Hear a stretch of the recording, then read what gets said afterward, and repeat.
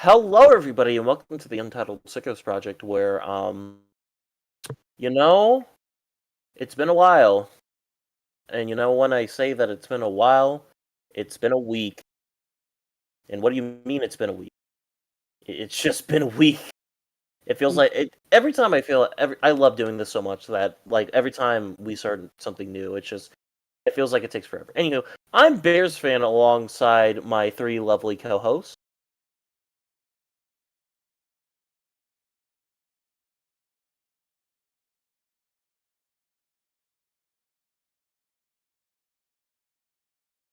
More like the masked. I was gonna say the masked Sora. No,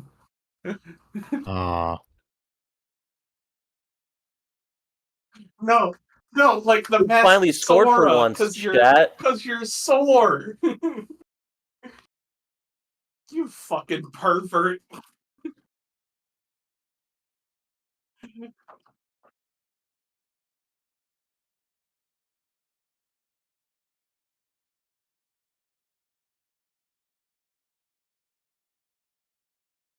Because that would be bad space planning.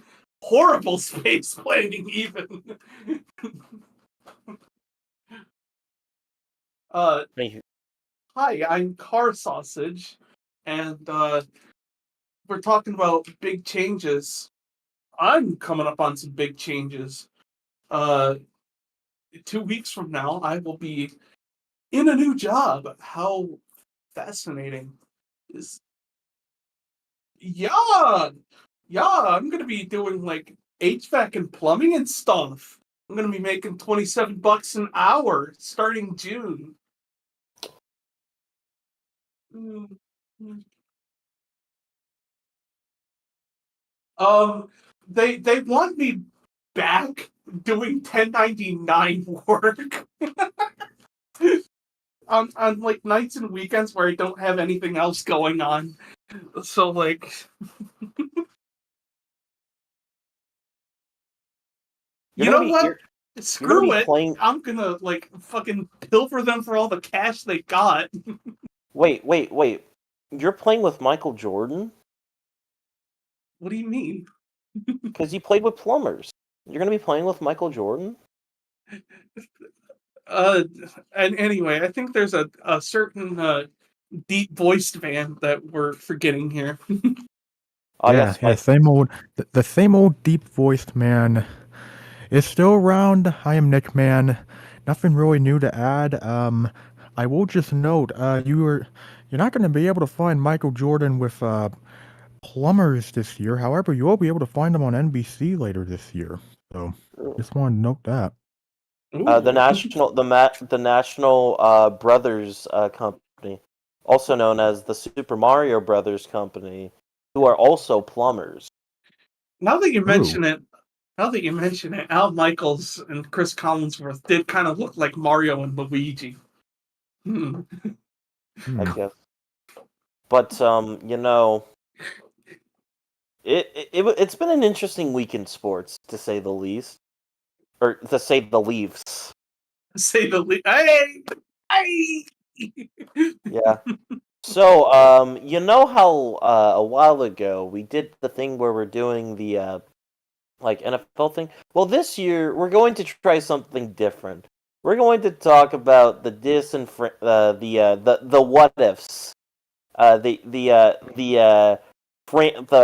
the franchise piss takers, essentially. And not the what if players, the what if franchises.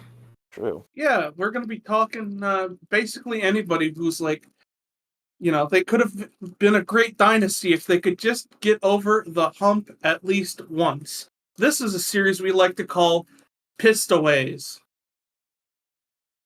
So, I have to ask Spencer, what is the category that we are considering a pistaway? Because there are some teams who have won it all and could have been dynasties. What would you say about those teams in those cases? Yeah. Do they qualify for the pistaways, though? No, to me, the pistaways are a lot more like the 1970s Minnesota Vikings. Those are like some of the most iconic pistoways, in my Gotcha. opinion. Does that I mean think- that? Sorry. I was gonna say, like, I think in terms of like the teams that won a title, but they could have been a dynasty had some things gone their way. I think that falls more into the territory of like I call like lost dynasties over something like pissed away. Because it's like Got it. something like, for me, like a lost dynasty is something like the 2000s Detroit Pistons. That's an example of a lost dynasty, but I don't put them in like the pissed away category. Gotcha. So teams that have won championships before this potential dynasty are available for the list. However, teams that have won it all and could have been dynasties are not available. Yes, Yeah, they're a different for category. instance, I- I believe to me, at least, I feel like Saquon Barkley's era with the Giants is eligible for the pistoways. However, Yes.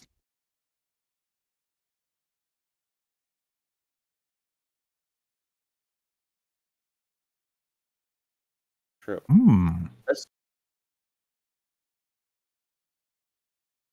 A minimum. I was gonna say. Sorry, I didn't mean to interrupt. I was gonna say. I think for the criteria, at least, Luke, are you muted? he probably is. No. What do you mean I'm not mute? What do you? Yasko look. says, "Is it me or Luke is Look, muted?" it's been 2 weeks since I streamed. Okay. Nah, it's not your fault. It's I will. okay. All I will Also- say is I think the criteria would be you have to have had a prolonged period of success over, let's say, 5 to 6 years.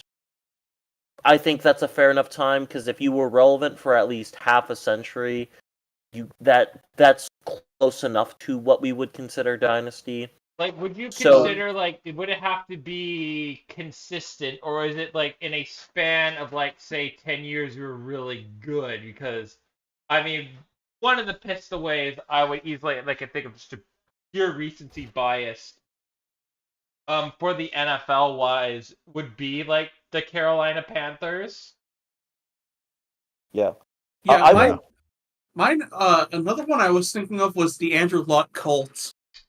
Yeah. They were Uh, a so little here's- short here- for me, but I see it. Here's what I think, and here's the official Bears fan thing, even though this was someone else's idea, as I make the arbitrary rules. Bastard. I think how it should work is you take a decade. If they were good for at least 60% of the decade, which is a D, I think that works.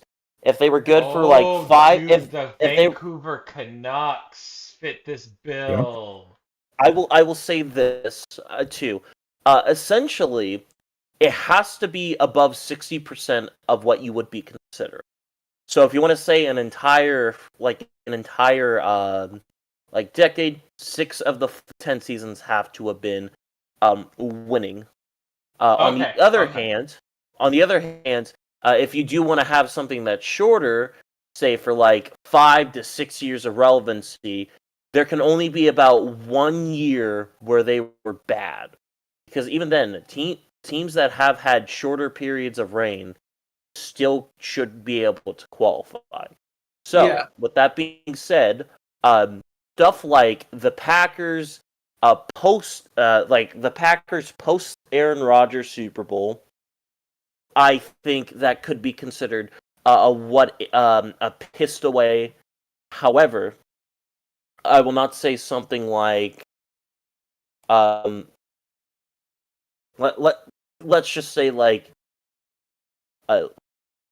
sorry, I would not say something like, the recent like Detroit Lions, since they've been relevant for the last 3 to 4 years. They don't count because, one, they're still in the middle of like their phase, and two, too short, and it doesn't really feel like it.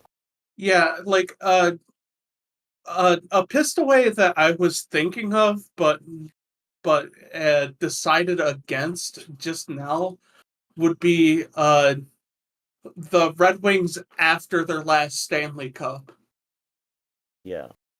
Yeah. I will say, if you're saying for stuff after the Stanley Cup, I think it should be a sizable amount of time. Because, like, if you won another Super Bowl within the next decade or so, I can't really say within good, at least in my mind, that's necessarily a pissed away, because keep in mind this probably still has the same coaching staff. Right, I because think because I think of a really good pistaway. I'm thinking. I just thought of this. The Sedin era in Vancouver. The Sedin twins. or how about basketball? I feel like the Durant era Thunder.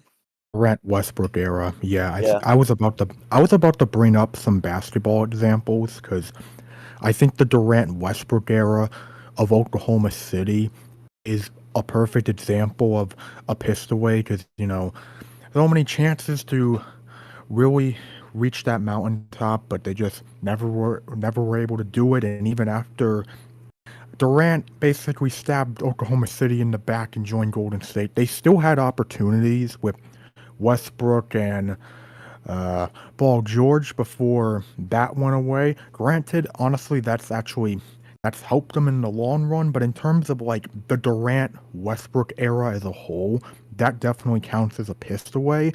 Another NBA example I would say is the James Harden Rockets era. Yeah, That's I was another about to say the great James Harden example. Rockets. Why don't we start I off with the James Harden Rockets?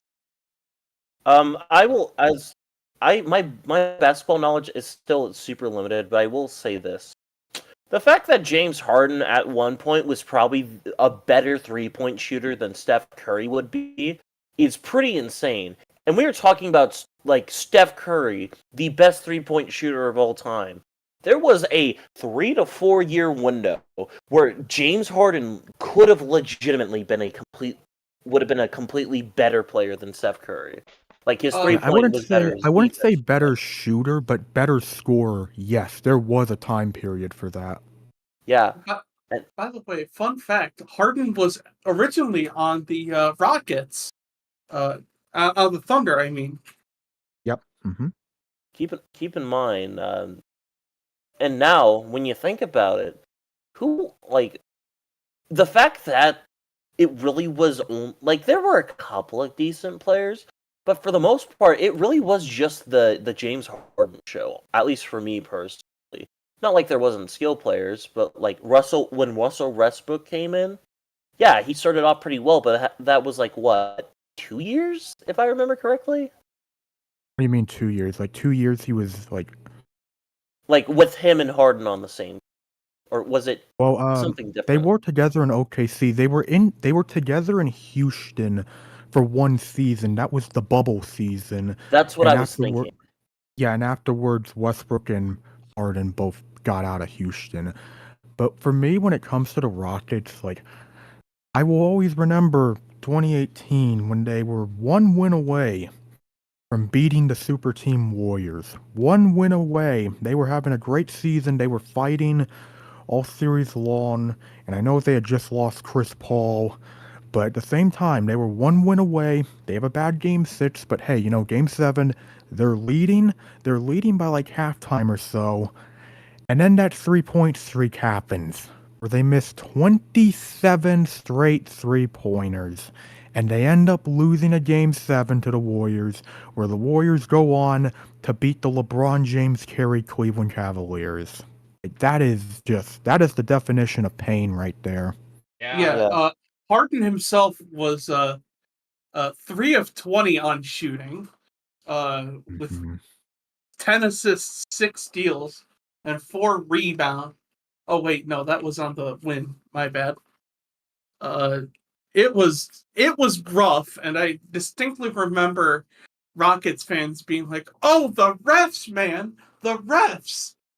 and it's like the refs didn't make you brick every single three in that span. Yeah, that was it's just so unfortunate because I know damn well if the Rockets win that game, they win the title that year. mhm. And what else do I have to say about James Harden? For some reason, I always had it in my head that Harden was like the Aaron Rodgers of the NBA because I found both of them to be just completely insufferable, and they both went to New York. I mean, it's still not wrong though. Like, I think asking your way out of a team that you just got traded to is one of the shittiest things you can do as a player, personally.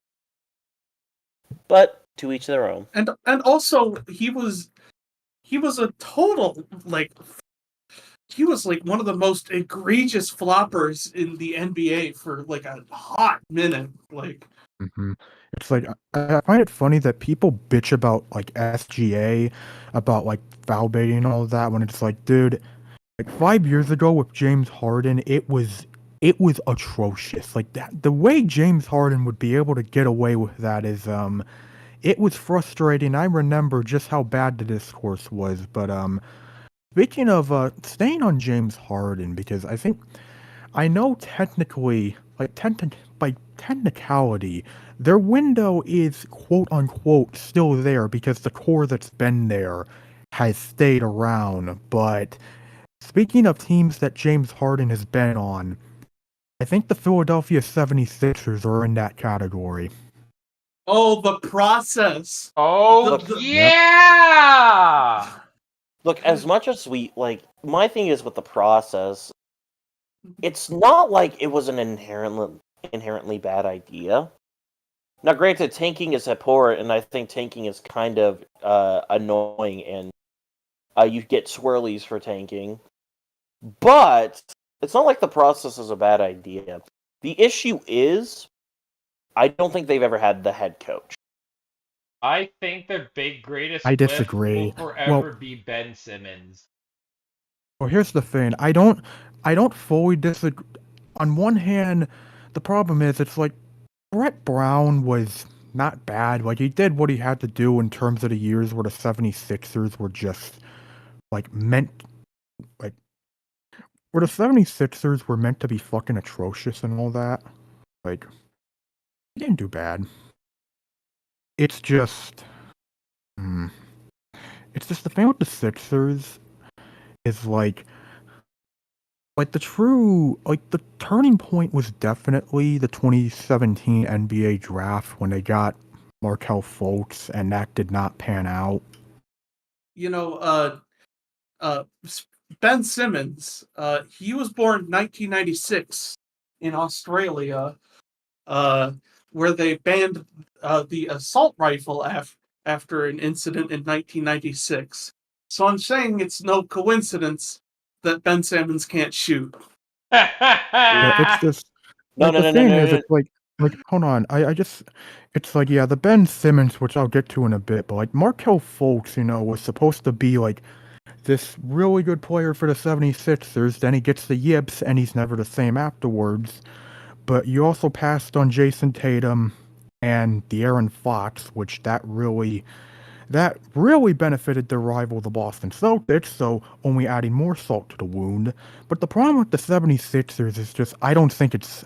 Doc Rivers fucking sucked. I agree. Doc Rivers, he's Doc Rivers for a reason, okay? And how that panned out for the 76ers was extremely predictable, but it just feels like it's been just so much, I feel like, bad missed opportunities for Philly, and it's like they're not good enough in terms of being able to get past the second round, and like it's just not been good roster construction, especially with this past season. And for as controversial as James Harden was, I feel like Joel Embiid is also fitting into the controversy category. Yeah. I mean, I thought Embiid I had a lot of respect for, but now it's my respect odometer We really, has fizzled out. we really got around the horn ending before Joel Embiid makes an Eastern Championship Finals appearance. Mhm. I mean, look Like at I'll think give how Philly many this, times like the Maxine McCain. 76ers. Yeah, they've done really good developing them, but it's just like I don't really think the major problem is coaching. I just think Philly for the longest time have not been able to successfully build the process similar to like how OKC right now, like they've had their own process and they've made it to a conference finals before the Sixers did. Yeah. That's all you need to know. Yeah, like that. See, the Thunder are what I like to call the Sixers done right. Yeah, Uh, that's like think of how many times like the Thunder fleeced for trades. Like the amount of like, especially when they're like what they traded both let me Paul pull up. George and Let Triple me Double pull up some Man of these to the Rockets, right? trades. Yeah, let me pull up these trades real quick Oh yeah, because Paul George was for the Clippers. there's a whole Wikipedia section about the stuff about its history and such, which I know you don't like talking, but like all right, so Kevin Durant, he went to the Warriors and then oh boy, the the real off season just became crazy. Uh 2019 was the year where PG-13 got sent to the Clippers for Danilo Gallinari, SGA, which how do you think the Clippers feel about that? True. And uh, a record collection of future first round draft picks. And then they also traded Jerami Grant for a first in 2020. Let's see what that they did with that pick. Even though I know the NBA draft is kind of a crapshoot. Oh yeah, Cubs win. Oh, Yep. good for the Cubs. Let's see.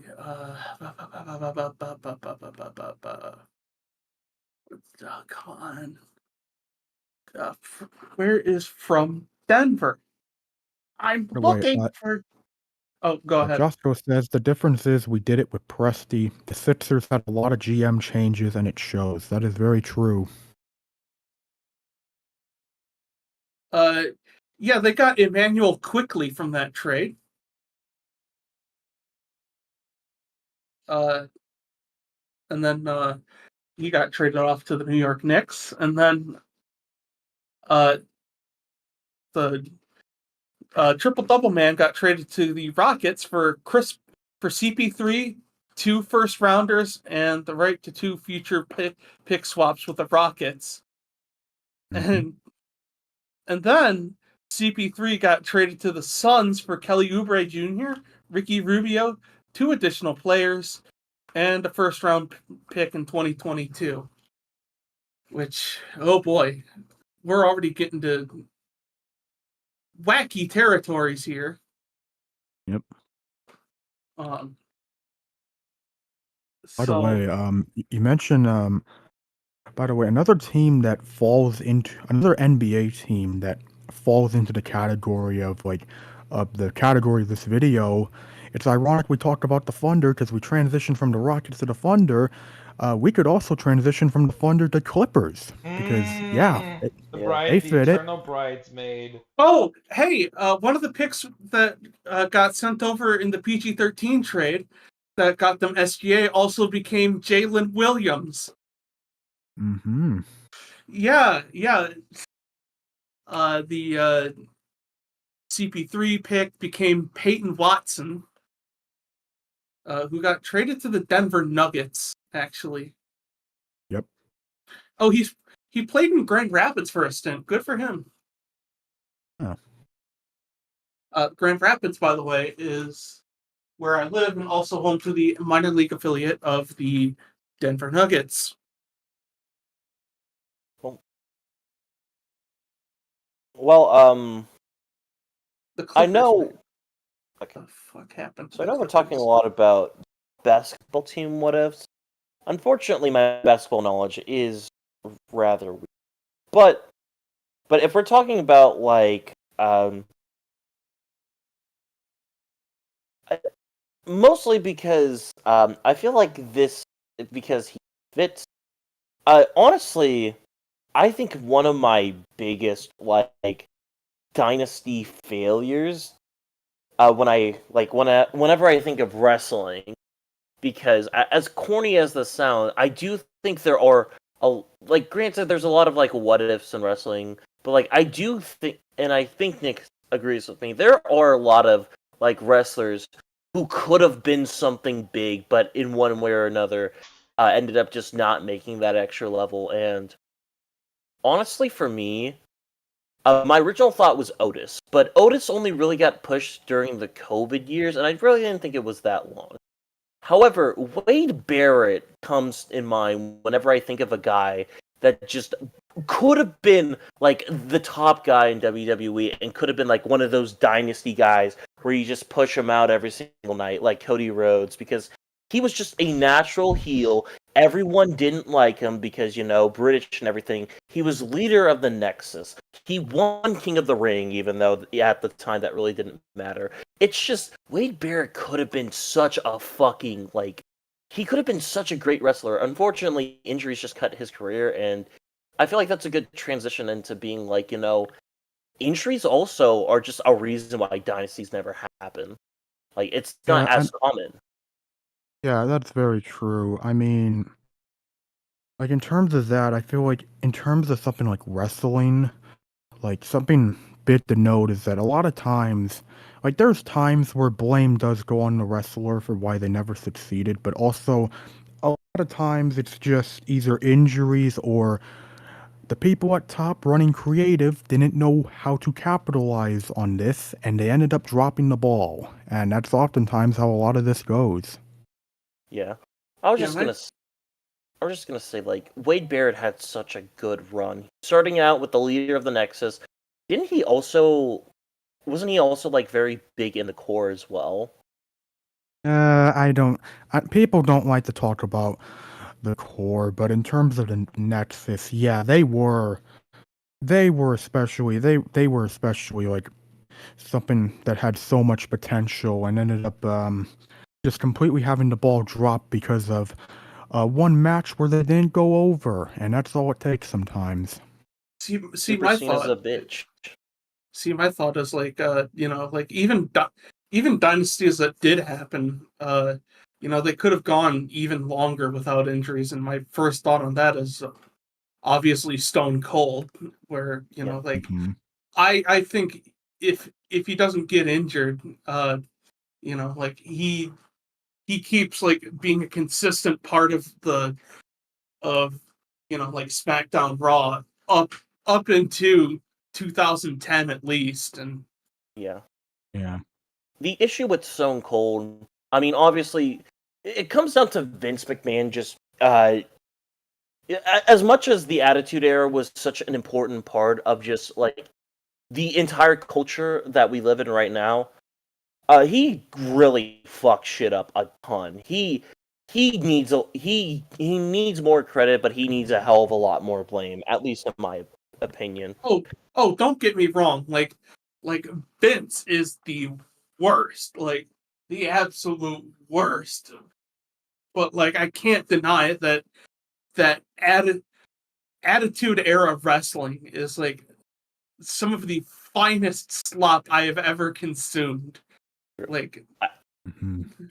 People crave extreme, and I mean, honestly, you could say something like an ECW, like as a wrestling company, could have been a franchise if not for just WWE, just slowly, if not for Paul Heyman selling out to WWE. Well, yeah, Like, also, like, if they had any sort of good financial situation, because I feel like for no matter how popular they were, they could never get a good financial situation to save their lives. By the way, on the topic of Stone Cold and Vince McMahon, I always feel like this feels like a good opportunity to remind everyone that when Stone Cold first suggested a cold-blooded character for his new gimmick in WWE or WWF at the time, they originally came up with the name Chili McFreeze. Yeah, didn't they That want sounds him like to be like a? something Johnny Cage would say to Sub-Zero. Yeah, doesn't that feel like the he won? Vince wanted him to be like the Penguin or something. Mm-hmm. Yeah. I mean, honestly, another one that I do think whenever I think wrestling, even though his peak wasn't as long, like Maven. I mean, granted, Tough Enough was a completely different thing, but Maven had all the skills for a top guy. Granted, would he probably have reached that like He very wouldn't have soon? he wouldn't have reached the top status, but he always could have been a strong mid carder. It just never panned out for him. But I'm glad he's doing well on YouTube. Right? Oh, I just thought of one for football. The Tony Romo Cowboys.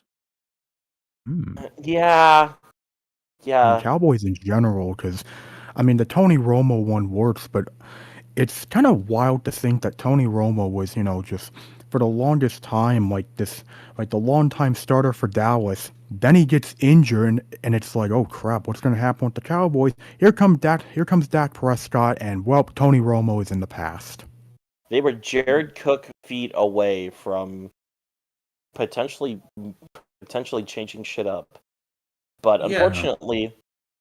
fortunately, as we've seen recently, shoe size does count in the NFL. Mm-hmm. Yeah, can you imagine if Jared Cook's feet were just a little bit bigger? Yeah, yeah. Another dynasty that I think about, like in terms of football, I think there's definitely a case to be made, um, about the Sanchez Jets. Sanchez, for like the first 3 to 4 years, top of their game. And then Mark Sanchez butt fumbled, and that was just the end of everything. The Yeah, Sanchez I mean, ended when Mark Sanchez butt fumbled. it did. I mean, I feel like in terms of the rules we've applied for this, the Jets are kind of short in terms of like they had a really short leash here Yeah. because there was basically 2 seasons where they shock everyone and make the AFC title games in both seasons, but then afterwards it's a really disappointing 2011 season, and in 2012 the butt fumble happens and it's all downhill from there. I Yeah, thought Sanchez was longer. That's on me. I Yeah. always, for the longest time, thought Sanchez was like Yeah, that's less of 5, a 6. pistaway and more of a really long one-hit wonder. Fair 2 enough. years of a one-hit wonder. Well, in that case, is it fair to say that the Buffalo Bills are they're I would say the pistol-away 90s contenders? Bills, yeah. Oh, the Jim No, not Kelly even the Bills. 90s Bills. I'm talking about the current Josh Allen Bills. No, Yeah, well, I not feel yet. like we still got to see what Yes. happens with the current core, but 90s Bills, absolutely. Yeah. Like I mentioned before, the Purple People Eaters would be a good example there.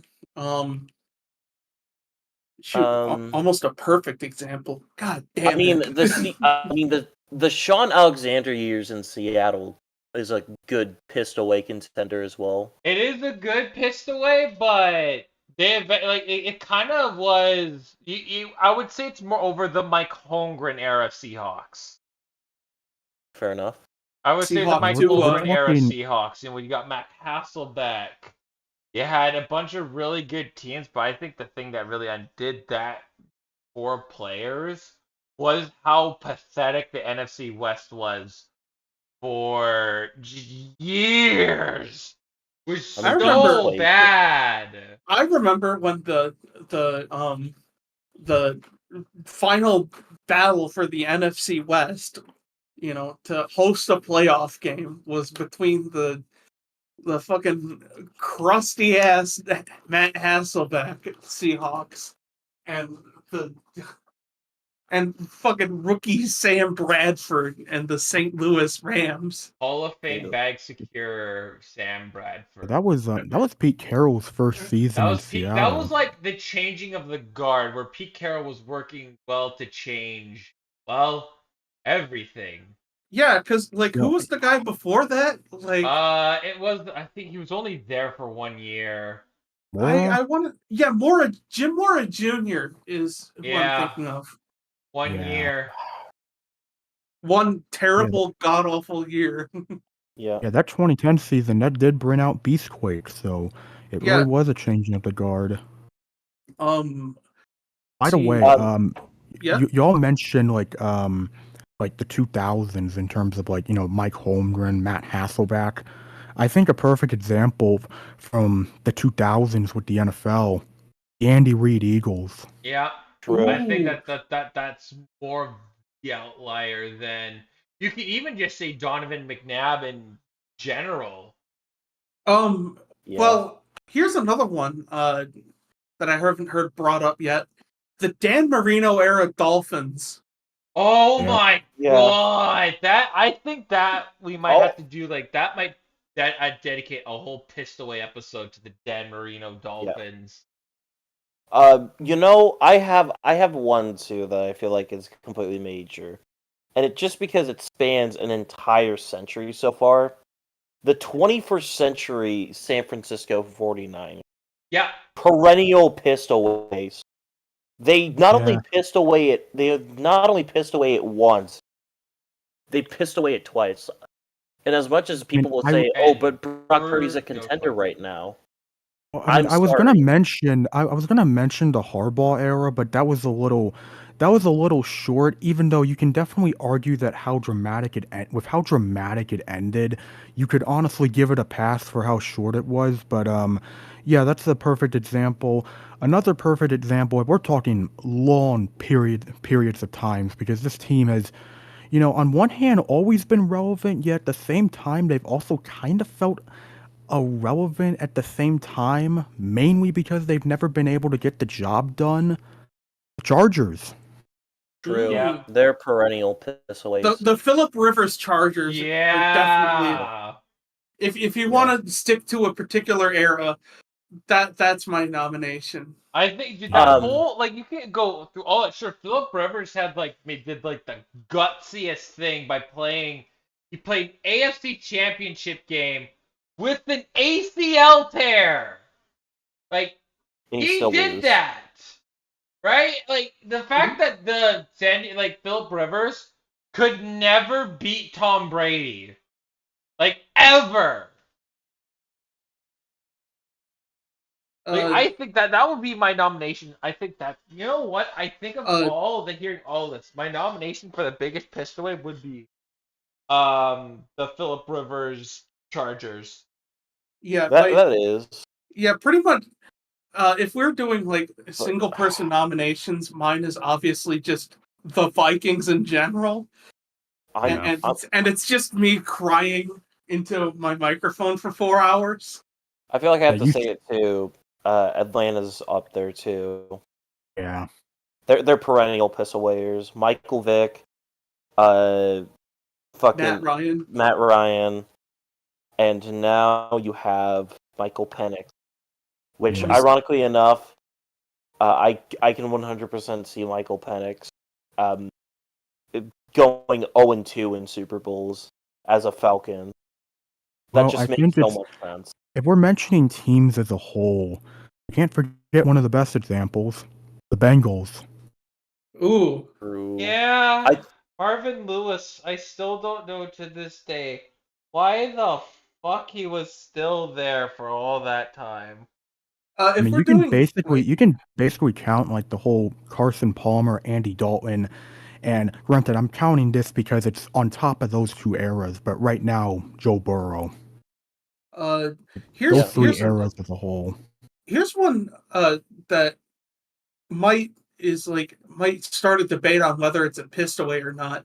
The Barry Sanders Lions. Not really, because the Lions were the Lions. I think here's the thing: if they made more championships, yeah. I think Barry Sanders was a pissed away player. I don't think it's a pissed away franchise. Yeah. However, I do think I feel like no one's brought this up yet, but the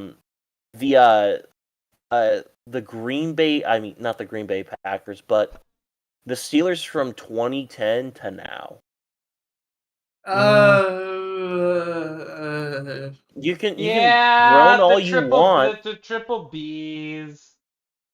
The Killer Bees era, which that was more of a horrible flame out than a pissed away. I still Right, say but it was a still. pissed away because the reason why I would say it's a pissed away is purely because of just. I mean, look at the careers after Pittsburgh, right? Like Yeah. that the way I look at it in a certain light is such a massive piss away. Not to It's mention insane. Like too. look at AB after his time with the Steelers. Like Yeah, that's that not a piss man. away. That's like a, a that's like a car pileup that leaves 10 dead and 20 critically injured. I Okay, mean, I but think the also, Steelers are just. I think they're just such a unique situation where you could say they're pissed away in terms of what's currently going on with the franchise, or you can say they're not a pissed away, and it's like I'd understand both. the thing is, how good do you have to be? Like if the bar like here's the thing. The Steelers, in my opinion, are prime pistaways because how many times do you go fucking 13-3, 12-10? You have all these double-digit winning seasons, never going under 500, which is both a blessing and a curse. I get that, and it doesn't 100%, and winning records doesn't 100% represent. But the fact of the matter is, they've had how many double-digit win seasons under Mike Tomlin? And how many of those did they do jack shit in the playoffs? That's a piss away. Like, Right. Yeah. And I think failing in the first round can also put you at prime piss away contention. yeah, sort of like do we talk about today's episode? Give me until the game ends. Okay. I'm in the fourth with 5 minutes. Yeah. No, I Okay. mean, if we're gonna be transitioning, not to talking about you know who, but in terms of talking about um the sport in general, because I think we've gotten all we can get out of football. If we're gonna be mentioning some hockey teams, then I think a perfect pissed away example is the San Jose Sharks. Yeah. Mm-hmm. I think another one would be the playoff streak era Wild. I will since we didn't really bring up baseball, I will just mention one quick baseball team, and I'm just the fucking, and I can't believe I'm the Yankees. The Yankees. 2010 Yankees, yeah. An entire decade, the first decade where they did not make a World Series championship. Okay, Yeah, good that's point. fair. I mean, like, the thing 2010s is about the fair. Yankees is, like, they're baseball royalty. And, that group just hasn't done anything in a long ass time. And Yeah, I guess my brain is still poisoned by the idea that they're still like the blue bloods of the MLB. they I mean, are. they did make the World Series last year, but in terms of like the 2010s and a little after, yeah, it was in terms of the definition of what a pissed away opportunity looks like. It was a pissed away opportunity. I mean, thinking of other examples of what pissed away could look like. I mean, hmm, trying to think, what would I be? gotta say that I love that I've come up with this name, and it's just like it just works. It works. Yeah. I Also, mean, oh, great example. I got a great baseball example. Cleveland. yeah, oh yeah, Oh yeah. Ooh, the Guardians. the I mean, the Francisco dude, Lindor Indians, dude. Yeah. Tigers are one. I mean, Oh yeah. Oh, dude, the The Mike Ilitch Twins. Tigers. Uh, Twins. um, well, pretty much the whole state of Minnesota since 1991. That's a piss away. I mean, True. you could also say like like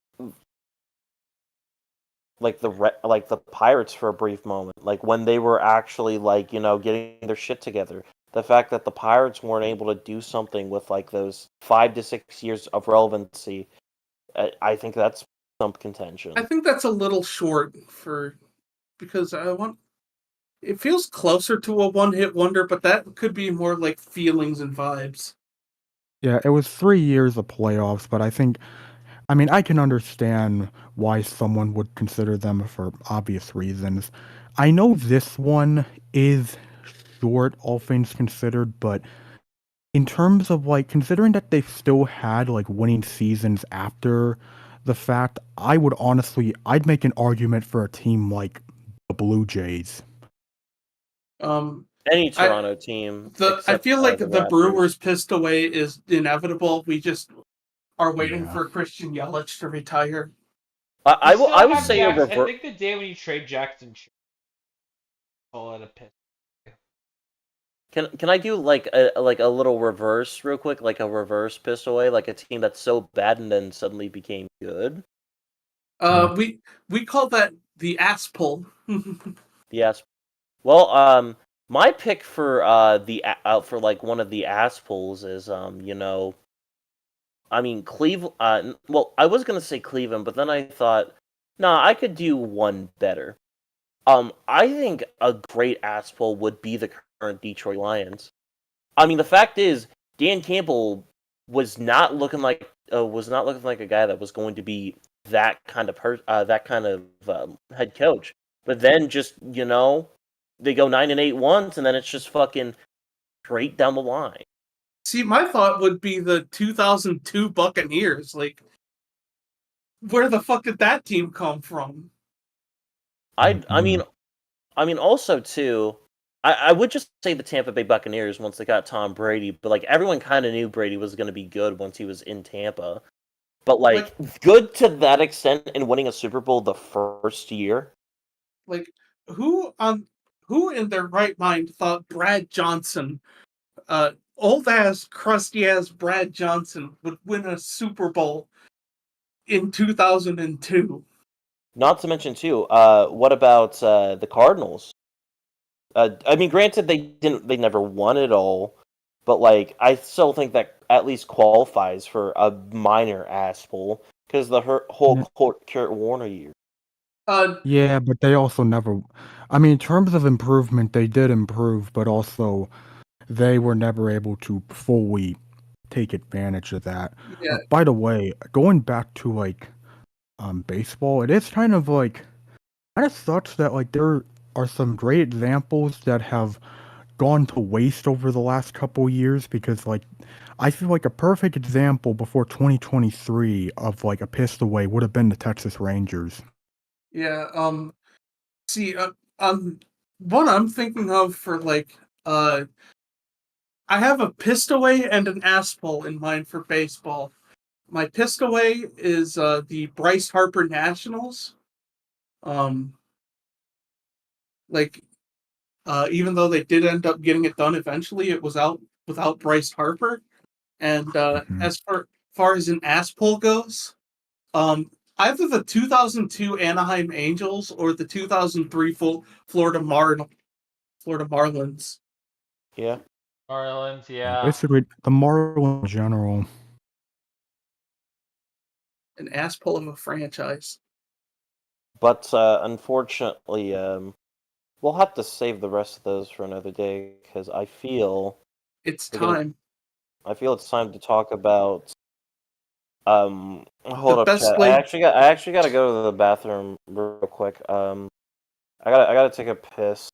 He doesn't like hockey is the joke here. No, the joke was I was gonna take a piss, and then I was gonna come back and I was gonna say, "Oh, chat, isn't it kind of odd there was a leaf in my toilet?" Like, Hardy, Anyway, har. here it is. Episode 1. The well played the well laid Shanna plans. The best laid Shanna plans of mice and Shanna men. Well, folks, time to talk about this. I have been. I am unfortunately a Maple Leaf. I went to become a Maple Leafs fan after the Stanley Cup riot for the Vancouver Canucks. I looked at that and thought that at the time that was extremely unforgivable to do by the city. So I went and changed my affiliations to the Toronto Maple Leafs after the fans rioted because I was a fan base that I did not want to be part of. I was witness to when they blew a 4-1 lead to Boston Bruins. You're gonna have to be more specific. Well, no, the 4-1 lead when it was 2012. The lockout shortened season. 2013. Oh, Right. sure, 2013. The lockout Yeah. shortened season. Yeah, that was I back when you had was Beyond a Fanif. I remember that game all too well. I remember I thought for some stupid reason that I forget who the hell the head coach. I can pull that up actually. It was Randy Carlisle. Yeah, Randy Carlisle. I have forgotten that era in general. The Randy Carlisle led era for that time, I thought he was a great coach. His American Dream. You know, the day where they tore it all down, I started to understand why it needed to happen. It was a time where, you know what, I get it. Things need to happen. Set of good old North American boys. We had to tear it down and start from scratch. So that's what they did. And the first year when we had all the kids together, we had all the youngins already, from Nylander, Mitch Marner, Austin Matthews, was an incredible special era of hockey. That first season where a lot of these good players, rookie season potential abound. They play a very hard fought series against the Capitals. A series that honestly could have gone either way. It could have been either way. It could have been where the Maple Leafs could have won. The Maple Leafs could have won it, and but that was the fun year. Another year goes by. They play Boston. Game 7, they lose, and it felt like they were close. Team just ran out of steam in Game 7. They get Jonathan Tavares. Oh man. Same result, losing to Game 7 to Boston. But what makes this extra painful is the Leafs had a 3-2 series lead. They didn't do what they had to do, which was win in Toronto and eliminate the Boston at. Then you get to the COVID. Side note, I find it so infuriating that the Leafs Stadium is called Scotiabank Arena because now I can confuse it with the other Scotiabank Arena in Edmonton, I want to say. Yeah, a lot of Canadian names were really weird. A lot of them were weird, to say the least. Oh no, I'm thinking of. I might be Calgary? thinking of the Scotiabank Saddle Dome. That's what I'm thinking. Yeah, Calgary. Yeah. Yeah, Canadian brands are really often really reused a lot. Yeah, well, I think it's stupid and they should stop it. Yeah. I know how you feel. But the thing that the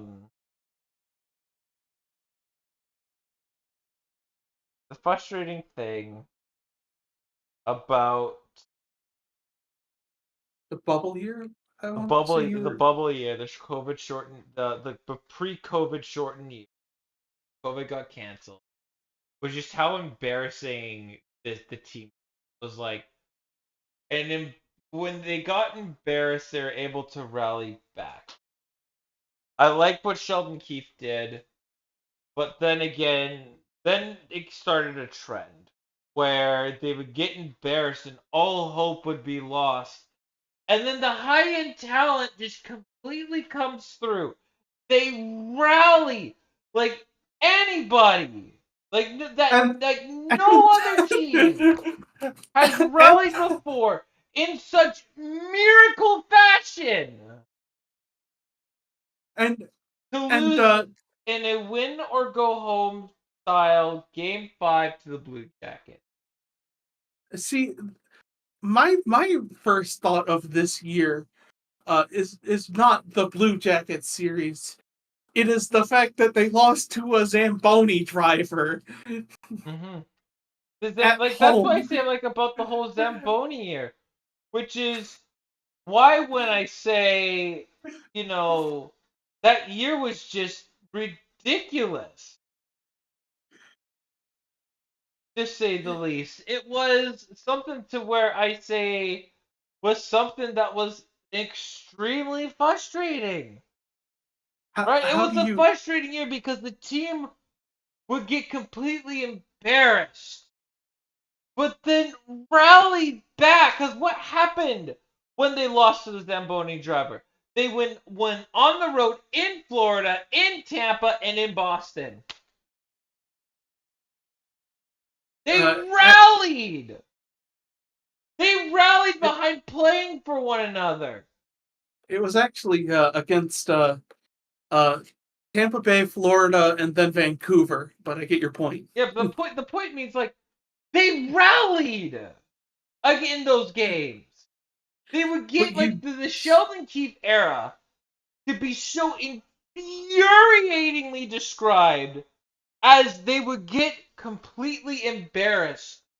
But in their darkest moments, this team would find something inside and rally for the greater good. They would rally for victory. But that just didn't happen.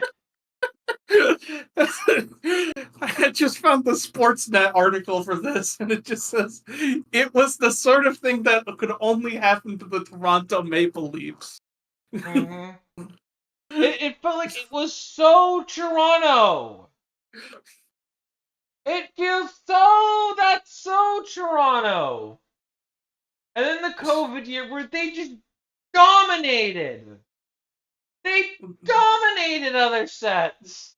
The They North dominated was that just whole Canadian division. They owned it. it was the best setup for them out of any possible division They had a Canadian division where they would match up so well. against Montreal, who we all thought was a cupcake. And then, well, The jokes of you, Toronto in 3. yeah, The haunting thing of that entire year. The thing that will haunt Leafs fans forever. it was a Nick 3-1. Suzuki to Cole Caulfield. Once Game 5 overtime happened, 2-1-0, Caulfield to Suzuki, I said, that is it. We're not winning this series. You're still up 3-2. We weren't winning this series. Another overtime later, Nick Caulfield, Uh, Caulfield and Suzuki. They just, again, I was gonna. dominated. Some miraculous play, they win the game. Game 7, they didn't show up. Sheldon Keefe says, who's going to step up? Who's gonna step up? Nobody did. That answer was nobody. The call wasn't coming from inside the house. The Tampa Bay Lightning game happened. Also, you kept inventing Knicks for a second there. Yeah, sorry, it's cold call. You add it to the Nickman bloodline. So you see that the frustrations were just there. At that point, I don't know when the point where it was. At that point, I said I could not give a fuck what happens in the regular season. I couldn't care. I don't care what happens in the regular season. Because if it's going to be, oh, hey, here's our annual extra 2 weeks before we go golfing in 7 games because this team doesn't show up. I stopped caring what happens in the season. Oh, career year? What'd you do in the playoffs, huh, Pumpkin? What'd you do? Oh, that's right. Nothing! You know what I did in the playoffs? I made a lovely pasta dish. Yeah, I would love a lovely pasta dish. It'd be a change of pace for the instead of the outwardly most utterly fucking disappointing shit that keeps fucking happening every year. Yeah, imagine coming. You're in like the gardens. You're at Scotiabank, and then all of a sudden the lights dim, and they have a spotlight coming out on the ice, and out comes Mitch Marner with his famous macaroni and cheese. Just That's just the way how he performs the game sevens is just an insult to macaroni and cheese. yeah. He comes out. It's burnt. Like there's still like water in there. It's still... a bowl of cereal, and all the cereal spilled out, and somehow the milk is still there. Could I say this? The Maple Leafs. The best way I can describe the team as a whole. You guys know like the box like Kraft mac and cheese and such. Yeah. They're like if you add every single ingredient to that, but you miss the powdered cheese. You do everything you're supposed to do, but you miss the powdered cheese. Oh yeah, Kraft dinner. You're just eating noodles at that point. Yeah, basically. You forgot the fact of the matter is, it's not like it's the fact of the matter is you're doing the steps right. You're just missing the most crucial part. And it seems like every single time the Maple Leafs are doing that, missing the crucial part. Which is funny because I remember an episode of LFR where one of the questions was literally asking Steve Dangle, like, what do you use as a butter substitute if you're running out while making Kraft dinner? Yeah, that is a great question. Anyways, Chat. The water bill's out, but don't worry, the Maple Leafs lost, so my tears will just have to make do. Then we get the Maple Leafs playing the Lightning. Again. This is the first time they did. And first game, they get embarrassed. Oh, how predictable. The answer was it was super fucking predictable. The Maple Leafs, here again.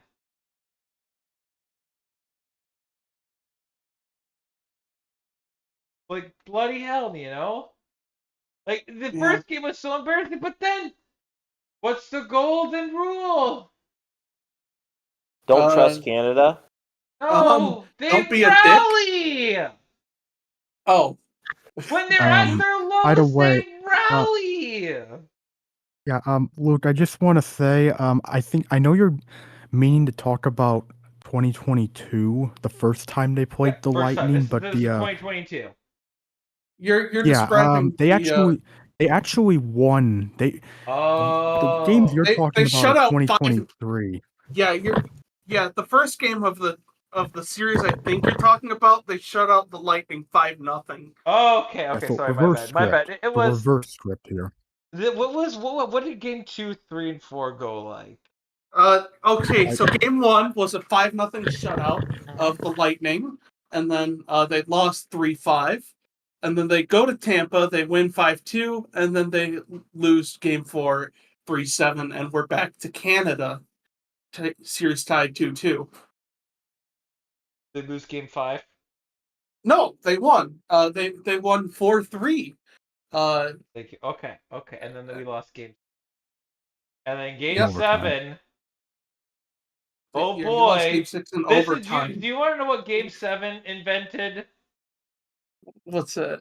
My insufferability of saying, "Oh, what's that? The refs robbed the game for you? It's called a fucking skill issue." No, it turned it started your slow dark descent into the junkler. Yep, where I said, wait, hold on. I'm gonna, hold up. Do we have the soundboard available for it? I think I might have to. Am I gonna buy Discord Nitro? Just to play the. I got you, Luke. Don't worry. No, it's the server needs a boost. Unlock the rest of the soundboards. We're currently. I don't have to.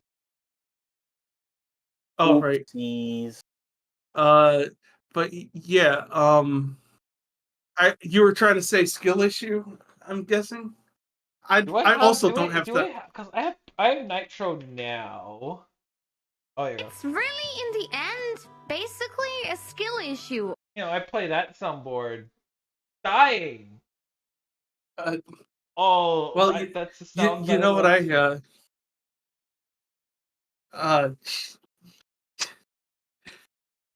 all right, so we hang on.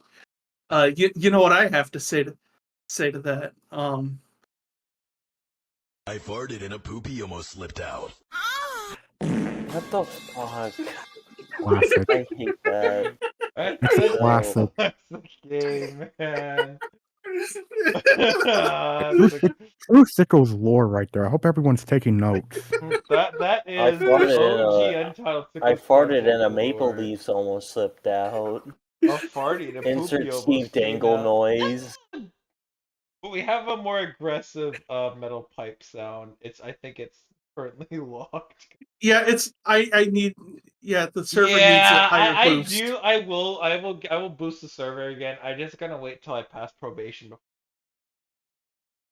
Yeah, Pass probation. Luke's you know what pass probation sounds like? It's work probation. Sounds like you're saying masturbation.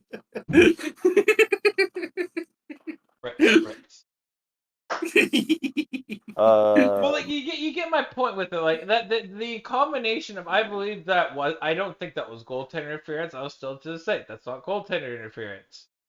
Right. The fact that they call it goaltender interference pissed me off so much. I was like, you know what? To tell me the West swapped the game from you? Oh, I'm sorry, Pumpkin. That sounds like a skill issue. Wah, cry me a fucking river. That was the embodiment of Bitterton Town. Then okay, they did it. That the year after. That was the year where they started out losing 3-7 to the Lightning. Mm-hmm. That year and was you know what they did after that? They rallied.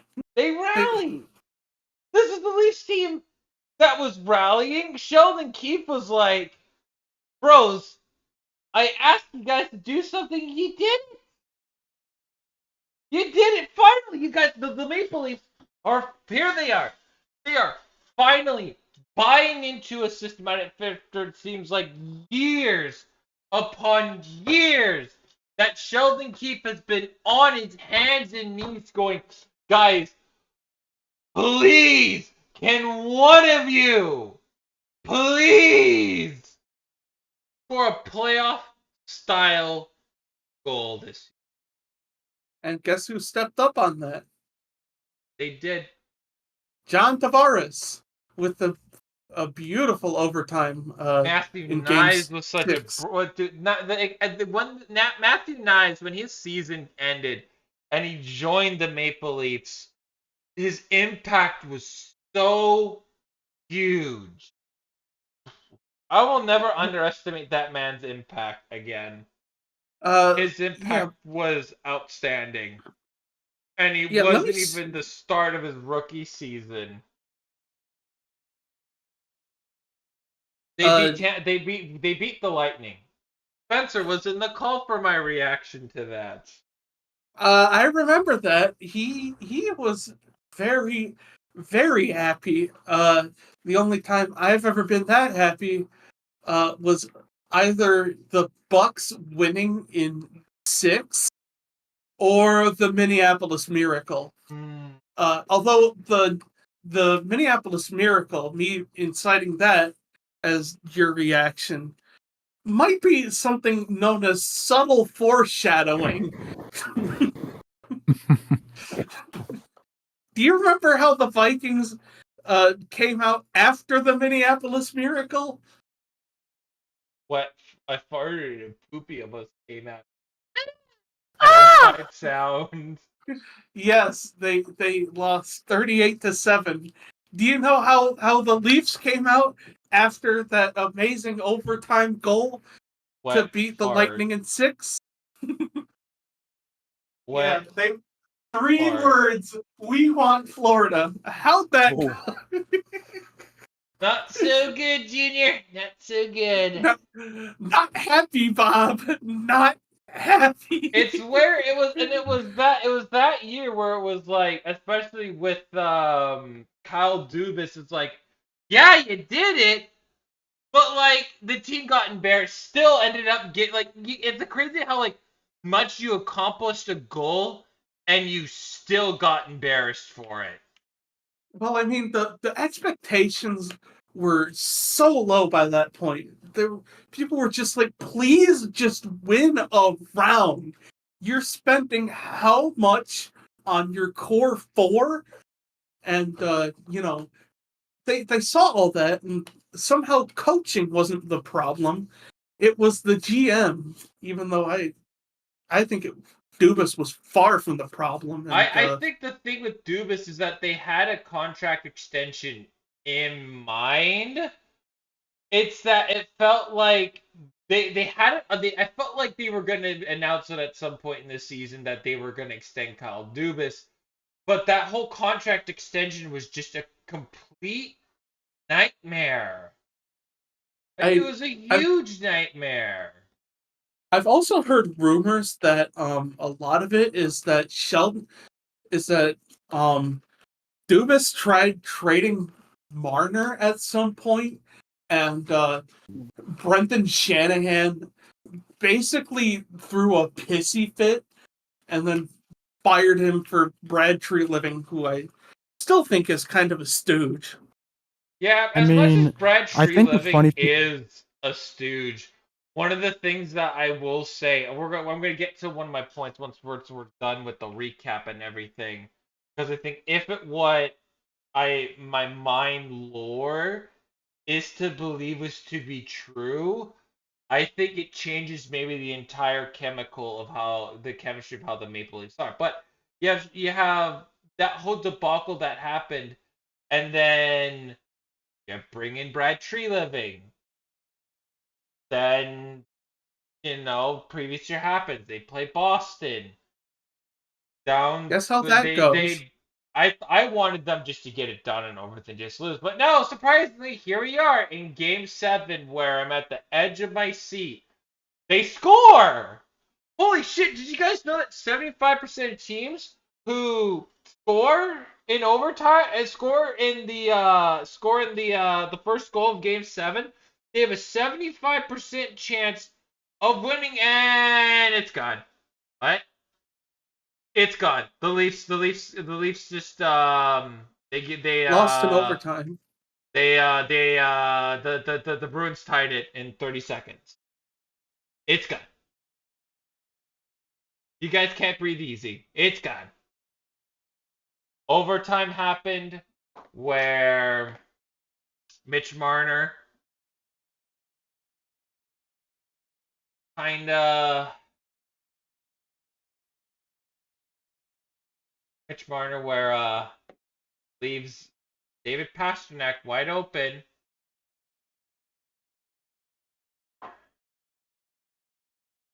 Oh boy. Wide open. It's okay, Luke. Scores the game-winning goal in overtime. Game over. Leafs lose. And a Hey. Game 7 versus Boston again.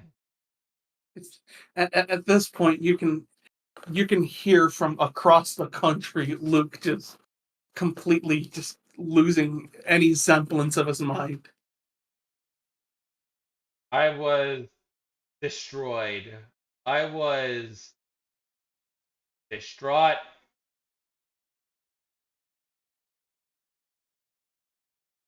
Words can't even describe just how disappointed I was. Very is a good start. Extremely One might disappointing say- results. I might say that you were, this is just what I'm remembering from the time that happened. At some point, it's like, it felt like Stockholm Syndrome in the way where it's like, well, that just happened. Well, that game sucked. Time to jerk off. Well, I that was, game and you sucked. don't know what the funniest thing was? I wasn't even at my computer watching the game. I was like, you know what? I'm gonna step away. I'm gonna go on my phone. And then I checked Twitter, and Twitter's losing its mind. I was like, oh wait, did overtime happen? And then I see that, I'm like, oh my god, no fucking way. Like, that sort of thing happened. Listen, maybe you should have peed for the D. Eat for the D. I was mad. Bro, I this said guy the can only twist way, it. at that moment, I said the only way, like, you have a concussed William Nylander, a concussed Austin Matthews, giving everything they had for Game 7. They gave everything they had for Game 7. Whereas, as far as Marner, it felt like they were invisible the entire time. Well, it probably didn't help that they had that weird Harry Potter cloak. Yeah, crazy. Crazy what would happen. I was extremely mad. Sheldon Keefe gets fired. And all I In comes remember during that more era boobies. is Sheldon Keefe on his hands and knees begging the team to score the kind of goals that Boston did that day. And I knew Sheldon Keefe had to go. I wanted Tavares gone. I wanted Marner gone. I was like, we have to have a clean slate, start with a semi-clean. And this year comes and happens, and they win. They beat Ottawa in 6. The Battle of Ontario rages on. It really felt like if that game went to 7, I think they would have lost. Yeah, and I'm pretty sure we would have spent that podcast basically you just maniacally laughing for 5 hours, and then us trying to get a word in, and then you threatening to kill us. Yeah, it's just maniacal laughter.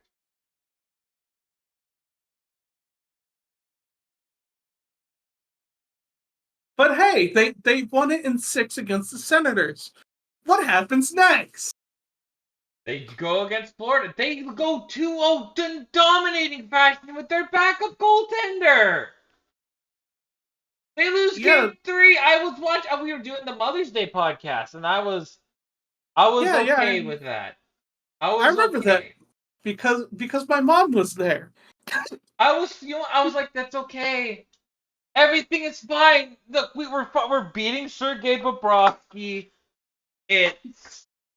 We got a brick wall in net. We not really necessarily brick wall. We're scoring goals. I'm making a pun because of his last name. Oh yeah, Joseph. Ha ha ha ha. Like, we're doing great. Everything is fine. Everything's gonna be fine. And then you They lose didn't show up 2-0.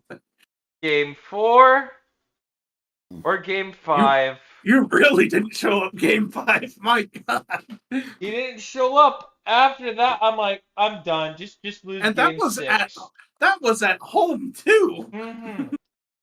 My questions for everything is, how do you guys show this type of resilience, this type of domination, to literally not give a fuck the rest of the series except for when you really had to in game 6? Joseph Wool had your backs in game 4 and 6, and for the first bit of game 7. And Here we are again, game 7. What's that? How does that song go? This is the song. That never ends. It keeps going on. My friends, the Maple Leafs losing game 7 again and again and again. They're not even the winners in that category, by the way. You want to know something? They don't even have the biggest game 7 drought in terms of years. That goes to the Avalanche. They can't claim hard luck losers in the playoffs. That goes to the Wild. Yeah, and you know, the Avalanche have this games. They have this game 7 drought. The Avalanche. You know what else they have? A Stanley Cup in the 21st century. Mm-hmm. Multiple. Like, it just keeps going. And Let's just keep on going. what else happened in that game 7? A couple of there was a fan that threw beer onto the ice. People were throwing shit on the ice. Like, they didn't stop play either to tell fans to stop. They were just so done with it all. They should have had Mitch Marner yell at them to wake up. The thing about it, you have Mitch Marner telling people to wake up. That's just so adorable, you fucking dumbass. I don't know. Here's an idea. How about score a goal? They did score a goal. They scored one. They need confidence. They gotta raise I don't give a confidence in their fuck about team. confidence. Fuck that shit. They did score a goal. They scored exactly one goal. If you're gonna throw a temper tantrum on the ice, why don't you go do something about it, you soft ass bitches? But it's like Austin Matthews said in that conference. There were too many passengers. You're the passengers. Passengers. I can't believe he had the audacity to say that in the conference. We have too many passengers. You're the passenger. It's you. You're the passenger. It's that one Fantano meme. That's you. That's you. Where were you, Matthews? That is you. When in the first 13 minutes of the first period, you didn't even register a shot attempt. How much did you get paid this year? $13 million? 14 and a half. And how many shots on goal in that game 7 where you were so desperately needed? 2. And definitely not a passenger, and were definitely deserving of being the captain. 2, zwei, dos. Really glad we demoted John DeForest for this. Really glad. Meanwhile, what did another captain do in the second round? Oh, they were only the best friend of somebody in their game 6 where they actually bothered to fight, despite fucking Mark Sheffley's father passing that day, mind you. So you can see why I'm so pissy about all of it. You can see why it's so cute. You got Martyr throwing a temper tantrum. Oh my god, that's so adorable. Oh, look at you. Look at your boy going out. Oh, I see tears going down your face. Oh. I I mean, I think the funny thing is, I think the ironic part is that Marner was the one getting yelled at last postseason. I think that's the ironic part of it.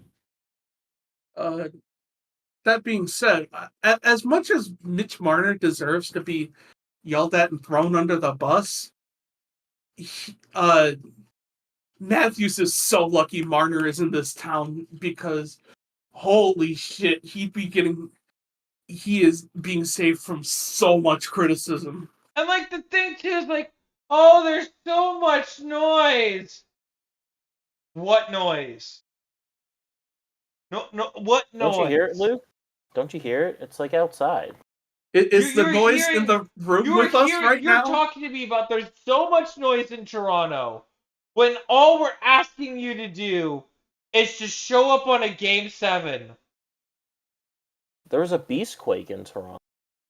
That's not What do you a mean? beastquake. There was such a non-existent quake. You have a bunch of passionate fans that all they want to do is just see this team score and win Game 7 and not embarrass themselves for what it seems to me that's all they do. Why do you think we say that this is the joke that this is the song that never ends? What are we Listen, fighting for? Listen, Exactly. I'll say this about Leafs fans. I'll say this for as much because let's not lie, every fan base can be extremely toxic. For as much shit as Leafs fans get, I will give them this, and I think this is kind of a callback to Luke in general. This is a callback. I will give them this.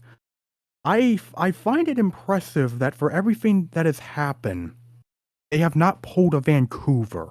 I do find that impressive. See, and I'm gonna take the opposite approach to that, where I think the Leafs fans are bad because they're too cowardly to actually go out and riot. I'm fine with it. I don't think you should destroy a city, especially if it's a small business, if someone's business, just because you didn't win the game. I think that's classless. But I'm like, the last riot, fun fact, was not Vancouver. It was Montreal. They were the last Canadian team to riot. My thought process was, my thought process was, like, geez, even the fans don't have any fight in them. Yeah, I mean, I remember listening to or watching LFR, like the Game 7 episode, and I remember it was towards, like, it was not too far from the end of it where Steve Dangle was talking about, Leafs fans and all that, and like he was talking about, the perception and all of that, and he compared it to like other popular fan bases, like I know he brought up Lakers fans, and I remember him, and this has just been on my mind since it happened. I remember he brought up Knicks fans, and it's like, I just remember him saying, yeah, that fan base might burn their city down. Let me just say that. Like God, could you imagine? Like, I'm just like, Game 2, by the way. yeah, I know that. Like, also, it's like, I mean, like, I'll give Leafs fans this. They are not doing some of the shit that I have seen Knicks fans doing as of late. Because, good God, the videos that have come out of those games are dude, out. can you imagine if the Leafs were in Philadelphia, dude? Like, the not Eagles a have some of the building would most be standing. enraged fan bases out there, and like, again, it feels like it's such a high pressure market. So all we just want you to do is just win a game 7, which is something that we haven't seen you do.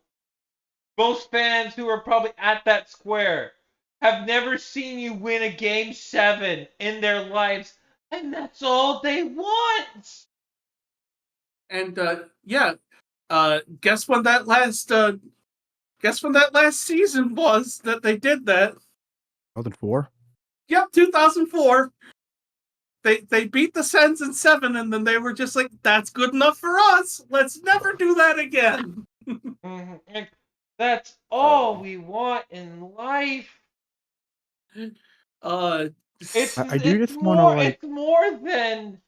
It's more than I did the high pressure for Toronto. So hard to play it. I can't. Shut the fuck up. It's not hard to play in Toronto. It's all we want you to do is just show up in Game 7. I was gonna say. I was gonna. Sorry to interrupt, Luke. I do find it funny, and maybe this is just a theory I have from some of the things I've said, but and this is not to defend Leafs players. This is not even to criticize Leafs fans at all. This is more just this is just a general consensus I have noted, mainly because I looked at like player reactions and all of that, but I feel like in terms of the whole narrative that the high pressure in Toronto, like all this pressure, all this noise, like everything that gets beaten into the ground every single time that the Maple Leafs lose, because it's always one of the biggest talking points. I find it really interesting, and I feel like if I'm a Leafs fan, I would be pretty pissed off at this. It's the fact that I don't think it's just Leafs players that see Toronto like this, because I heard some comments from Panthers players, and not gonna lie, if I was a Leafs fan, I would be getting pretty frustrated at this narrative, let me tell ya. Oh, I know what you're It talking is, and do you want to know why? Ryan O'Reilly never signed with the Leafs because of that as well. He said he felt like Toronto's too much of a pressure area. Yeah, I think that is just a stupid comment. Like, look at the way how Brad Marchand was like, man, Toronto's just such a tough area to play at. And I'm looking at this and By going, the way, Brad Marchand scoring an empty netter in Game 7, that had to hurt, dude. That yeah, you but finally like, got here's the thing. rid of the Boston boogeyman, and then here comes fucking Brad. And it goes like beyond that too. Like the level of frustration that was just like that's just digging the knife deeper when it was like, can it not be like that? To And where for the record, I just want to make it clear. My comment isn't like to like defend Leafs players or criticize Leafs fans. It's more just like a general thing that I've noticed, because I found that really interesting. It's like I feel like it'd be wrong of me not to bring it up. It says here, so something interesting I noticed because I browsed the hockey subreddit. I know, a Reddit moment. But seriously, somebody pointed out that Brendan Shanahan recently did a podcast, and somebody had asked him, "Hey, it kind of seems like these Leafs players can't handle the pressure very well, and they don't have a lot of grit." And turns out Brendan Shanahan kind of has his players soft and that's by design, because in his own words, he would never sign Brendan Shanahan, the player, because he regrets what he did in his hockey career, and so he doesn't want to sign any like enforcers or goons. you had Nazem Kadri, and that's bullshit. No. I find that funny considering No. no goons on the team, considering that they recently had to release Ryan Reeves. Like, no, that's a cop out. No. That's a cop out. That's a cop out, and he knows it. By the way, on an earlier point, Spencer, because I know you brought it up because of the whole, like, Dubis saga and how basically the rumor going around was that Dubis wanted to get rid of Marner, and that was kind of a big reason why Shanahan got rid of him. I find it funny you say that because from what I've heard, the Leafs did try trading Marner at the deadline, but he said no. Yeah, it would have been a 1-for-1 for Mikko Rantanen. Here Yeah. is also, I think, in theory, it was with the Kyle Dubas proposing that they trade Mitch Marner. That was the time to do it. Yeah, That but was the but time to do it. I think instead there's Shanahan buried his stupid head in the sand and was just I like, think there's two things that cause the basic Maple Leafs demise. And it was the fact that the salary cap never went up. That Mhm. after they signed Marner, Tavares, and Matthews, those kinds of deals. Do you want to know how much the salary cap has gone up in general from then until now? I bet you not a lot. $5.5 million. That's not a lot. Not a Before lot. COVID, the salary cap was projected to be about what the cap is right now. I think the salary cap not going up was the biggest death blow to the Maple Leafs organization because how they play. I get why when they signed to them to those contracts. I get why they did. Like I get it, right? I understand why they did it, right? Right.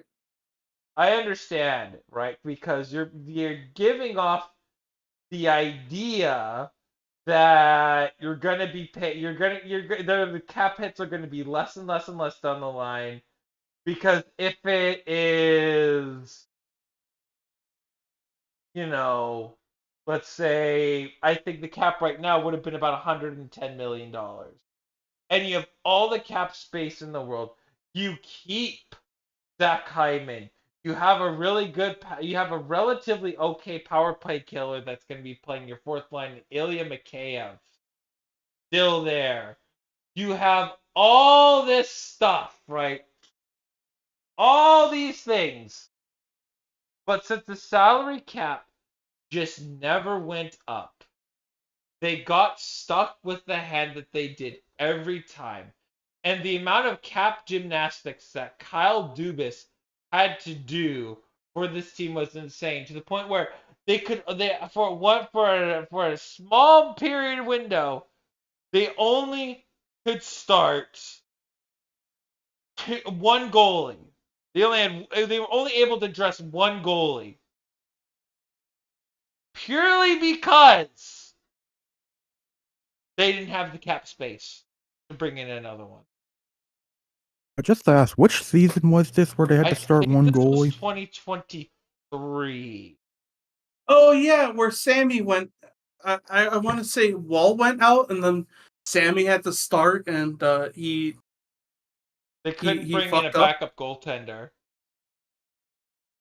Like it's dire when the Wild had a better cap situation going into that than the Leafs did. Like Like the don't thing get me about wrong, they it. were still butt fucked by the Parisi Suter Mhm. deals, but But like but how like cap strapped the Leafs were for all those years is insane. Like it is insane. That to me is like the biggest thing of why the Leafs failed was because the cap just never went up. So you had to over rely on four players to get it done. To Mhm. where reason no, this is kind of like a side reason. When they had the first round pick in the 2020 COVID year, the player that they drafted would unfortunately die to. Wait, hold on. Let me look that up. Make sure you're, because like I thought they gave away that No, they that did trade their first round pick, but they also got a first round pick from someone that they traded away. Oh yeah, Rodion Amirov. So he unfortunately died to cancer.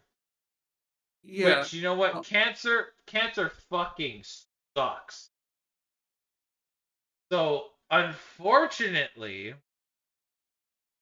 because you had a die of cancer, you kind of got the situation you have where you lose a guy that may have been a contributor, and cancer sucks. Not one of the reasons that they have, mind you, but that is something to note. Yeah. As much as I sympathize with that,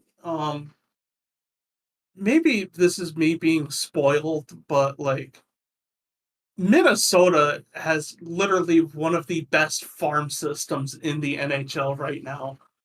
So to me, I hear this issue of the cap space, and I'm just like, dude, just get better scouts. Like, Yeah. I and mean, if I may, also, sorry. also that pick you traded to Carolina to get rid of Marlowe's contract ended up becoming Seth Jarvis, by the way. It's it is insane that the Leafs failings are so much more obvious. Yeah, and I'm glad you mentioned like how it's like they had to basically just over rely on the core four, and I think in terms of what's going to be looked back upon when it comes to like the core four and just the Leafs of this time, like what has gone wrong? What was the biggest thing that hurt Toronto? I think the biggest thing that's really hurt the Leafs that in terms of like, I think in terms of like all the cap space, all that, like all the ramifications that came on many things, I think what's really hurt them the most is the fact that they just don't have the depth. They haven't had the depth. And that's something I I really bring up because if there's something that every team that has won the Stanley Cup, every team that wins the Stanley Cup has a very deep team. They have a deep roster. And it feels like given how much cap space is being constructed to 4 players and given what happened during this time, the biggest thing the Leafs have needed is a deeper team, and no matter how hard they try, they haven't been able to do that. Now, I will say, just to add on to the point, that while I completely agree that the depth has always been the biggest problem for the Leafs, I think it's a little concerning, or well, it's really concerning. And it says a lot about what happened some of those last games to end the playoffs for the Leafs.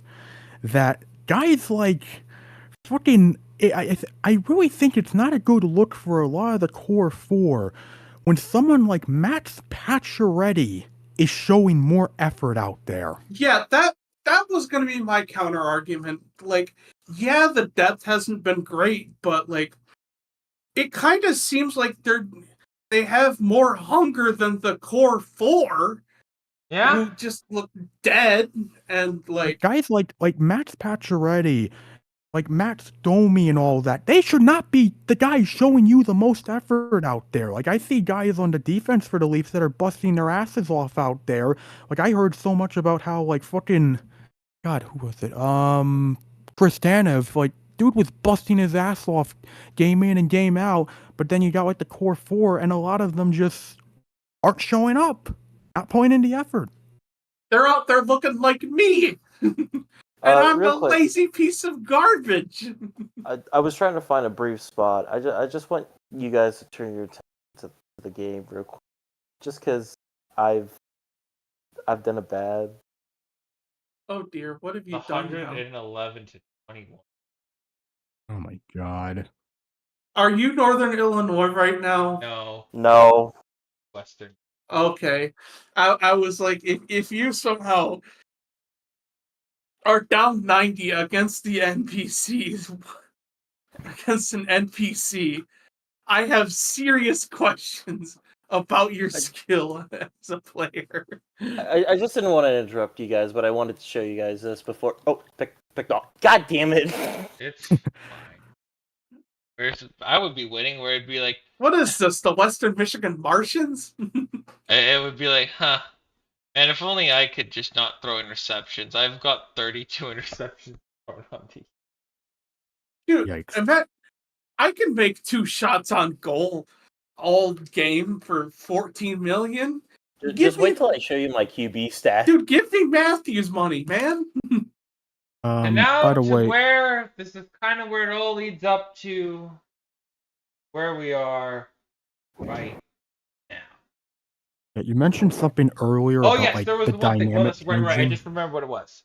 I think thing number 2 was not trading Mitch Marner at the end of the first, when they lost to the Florida Panthers the first time in the second round.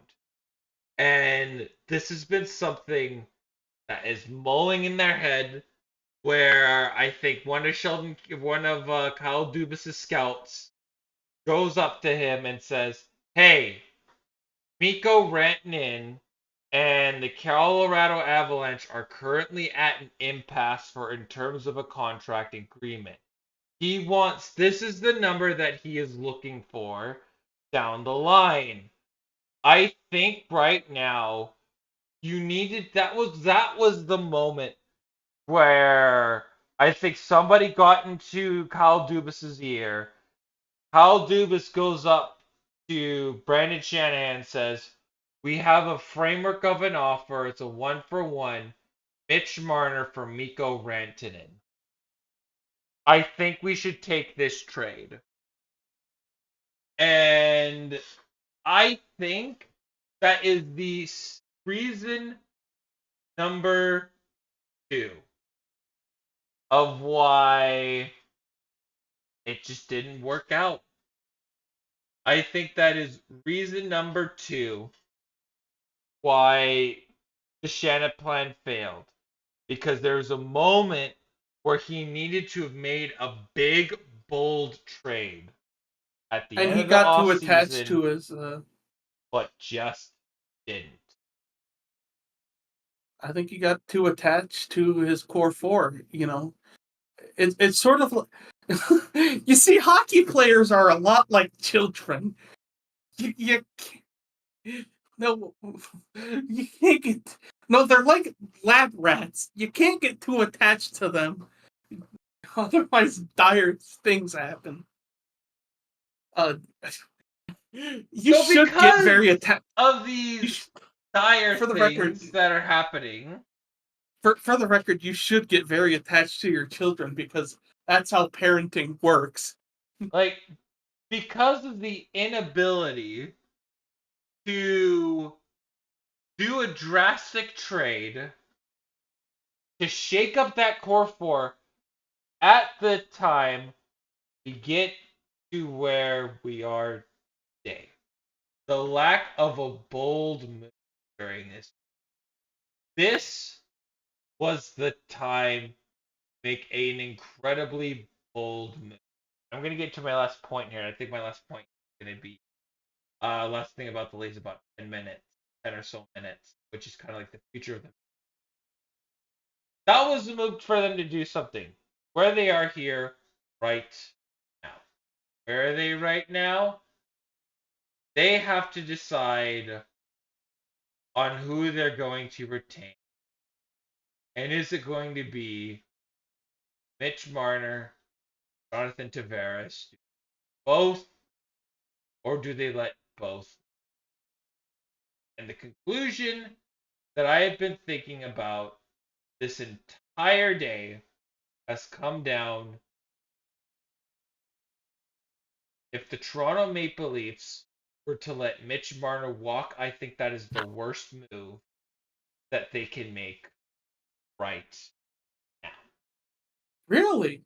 I think Because that is the you worst move you can make right now. because I've literally heard you like beating your fist on the table for the past season, saying that Mitch Marner should come play for the Kraken. That was I think a year ago. That No, was that my was this theory. year. That was I this think year. that could be true. Could be true. But like my thing, yeah. Just look how many interceptions I've thrown Taegan. Just how many interceptions. The worst part is I'm only 200 yards behind you. And game in front. Good lord. So like the way how I look at it is, I know I've been thumping on my chest, Mitch Marner. I think Mitch Marner in free agency is a very juicy target. Mitch Marner is an incredible juicy target. Like I think, no, like, no. It's not that. It's not that. It's not that. The Yankees. They lost lost 3-2 to the to the Rockies. Yeah, the Rockies. They lost to the Rockies. To the Rockies. This is gonna be a great day. Anyways, back to the Maple Leafs. The thing about the Maple Leafs, I think I'm gonna say it's Mitch Marner is such a juicy target. I think if he goes to the Wild, that's a slam dunk. I think though, like he is a great distributor to where sometimes people just need to change the scenery, and if you can get Mitch Marner and Brock Besser, oh! I don't think we have money to do Marner and Besser. You guys have about 20 million cap space. I think that's with it just opening up. So yeah, okay, fair you enough. have more cap space than And- you kind of think here. So and also we have a shit ton of prospects in Iowa we can use as bartering chips. like the reason for it being is that you need like it's kind of this like really big push, but we'll get more into that when we get closer to the NHL free happens. But letting Mitch Marner walk would be the worst thing ever, because the problem is the Maple Leafs traded Fraser Mitten away at the trade deadline. I remember. Mitten Brad is, in my opinion, would have made the team and would have had a middle six role the following year. And we also have Easton Cowan, who I think is going to have a role on the Maple Leafs next year as well. So you got two players that I think can develop, not quite to Mitch Marner's level, but would be very well there, and you would have the cap space to get a bunch of middle six forwards to really shore up the team here. The problem now that they have is if you let Mitch Marner walk, who is going to replace Marner? I've looked at the free agency class. Let's look at Puckpedia 2025 NHL class. Let's look at Puckpedia. All right. Mitch Marner has just come off a 102-point season. 28. The youngest the next is Matt Duchene at 82. You might be lucky enough to get Matt Duchene. Jonathan Tavares is number 3 with 74. Speed run. Nikolai Ehlers, 29, 63 points. Ryan Donato, 62 points, 29. Sam Bennett, 51. Brad Marchand, He's on the older side, 37. Just rose to Toronto. Brock Besser, 28 with 50 points. And after that, it is a whole lot of. Well, hang on. It looks like Riley Smith is available, and as is You're not taking him. TJ Oshie. But you're not kind of getting my point. I'm saying for the productivity of Mitch Marner and Jonathan and Mitch Marner, he got 102 points in the regular season. Who, in terms of free agency, that you can bring in and is going to replicate that? In prime Mitch Marner, who are you going to come in to replace Mitch Marner? If they let Mitch Marner walk, you are banking that Easton Cowan can take a top line role his rookie year, a mid-late first round. Okay. The Leafs have $21 million to work with. Yeah, but Matthew Knight is going to need an extension. That's That's about why I'm $8 million. You're going to have to also extend sign Pontus actual. Holmberg, Matthew Knives, right? The problem is, with currently who's on the free agency list, there is not one player that will replicate what Mitch Marner did. You think Sam Bennett's going to come to Toronto? I don't think Sam Bennett's going to come to Toronto. Why? Because it's too hard to play in Toronto. It's too hard to play in Toronto. So this organization is begging on its hands and knees that by some miracle, Easton Cowan can come in and replace the productivity of Mitch Marner. John Tavares, the good news is I think you'll be able to sign John Tavares, but I think they might cave in and sign him for $7 million. I don't want $7 million for John Tavares in his latter years. And the thing about John Tavares, I think his productivity is replaceable. You can replace John Tavares. Who? Easton Cowan. Easton Cowan can come in, and if he can be what you would have in mind of John Tavares' play, like in his latter years, with the potential to grow into a top 6 role, that is perfect.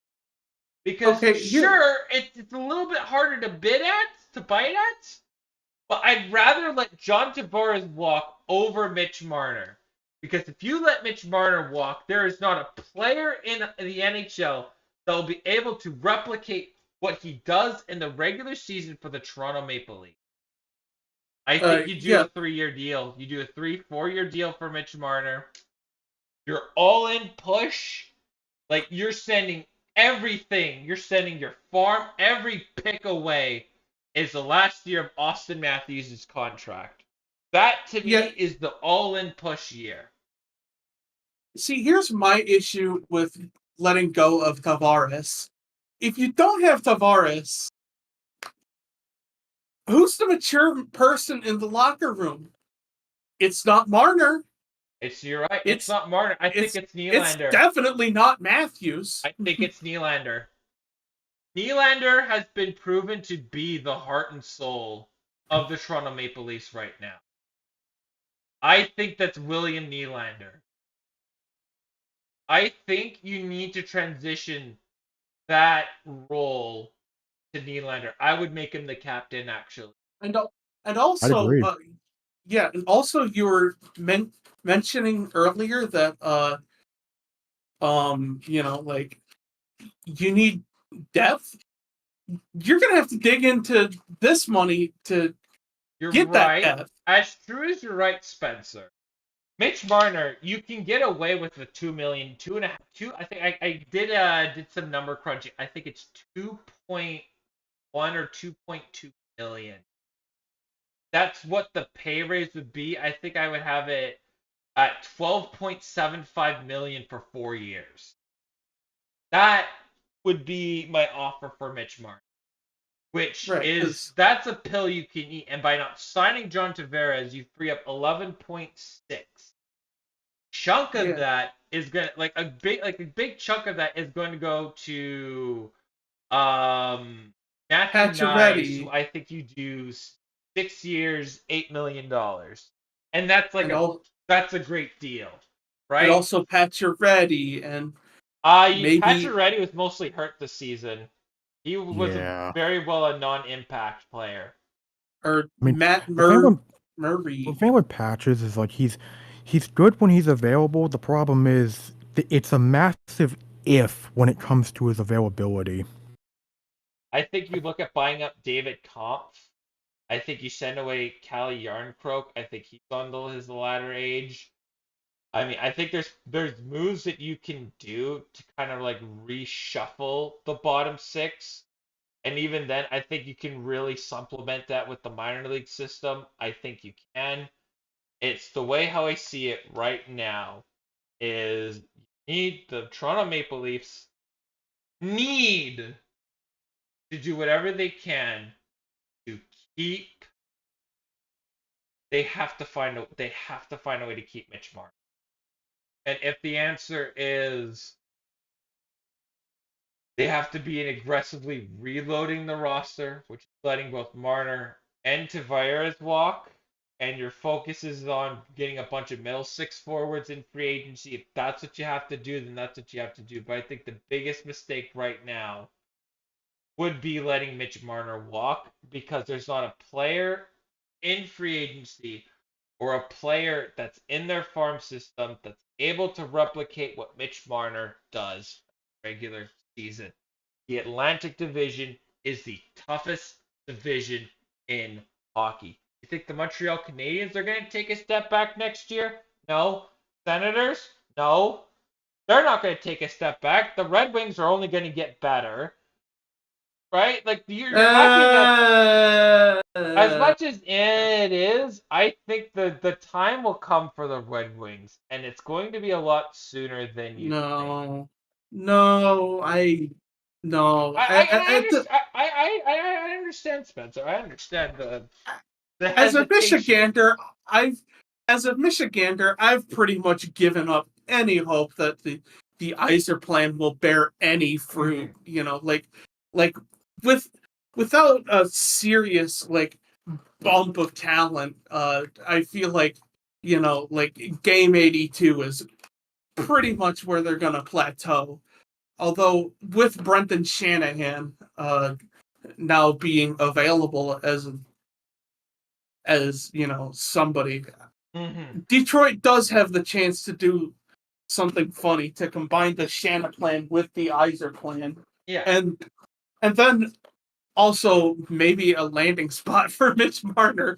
Exactly. To me, it's and where it's not necessarily the easiest over, but like headline my point ever. is, it's not like you're in the Metro where what are the Penguins doing? Nothing. The Capitals are the it's going to be the retirement tour of how many goals can Alexander Ovechkin have, right? The Alex they're still in a Ovechkin reload mode. The Rangers look like they have to be in a temporary reset mode. Like, you have the Islanders, which, cool, you got the first overall pick, that's about it. The Blue Jackets are still reeling from the loss of Johnny The Blue Hockey. Jackets are, like, this year was such a great year because they did it for Johnny Gaudreau. And this year was they did it for Gaudreau. Next year, I think they're going to go back to the typical Blue Jacket. You know how wide open the Metro is? The Metro is so wide open. I mentioned earlier on seeing Reddit. I've seen like a lot of people on Reddit saying, they should just burn the Leafs to the ground and just like make sure all the core four is gone except maybe Morgan Riley. Like, they should Mhm. let I think Marner that walk, is let with my idea of signing Marner to a 4-year deal.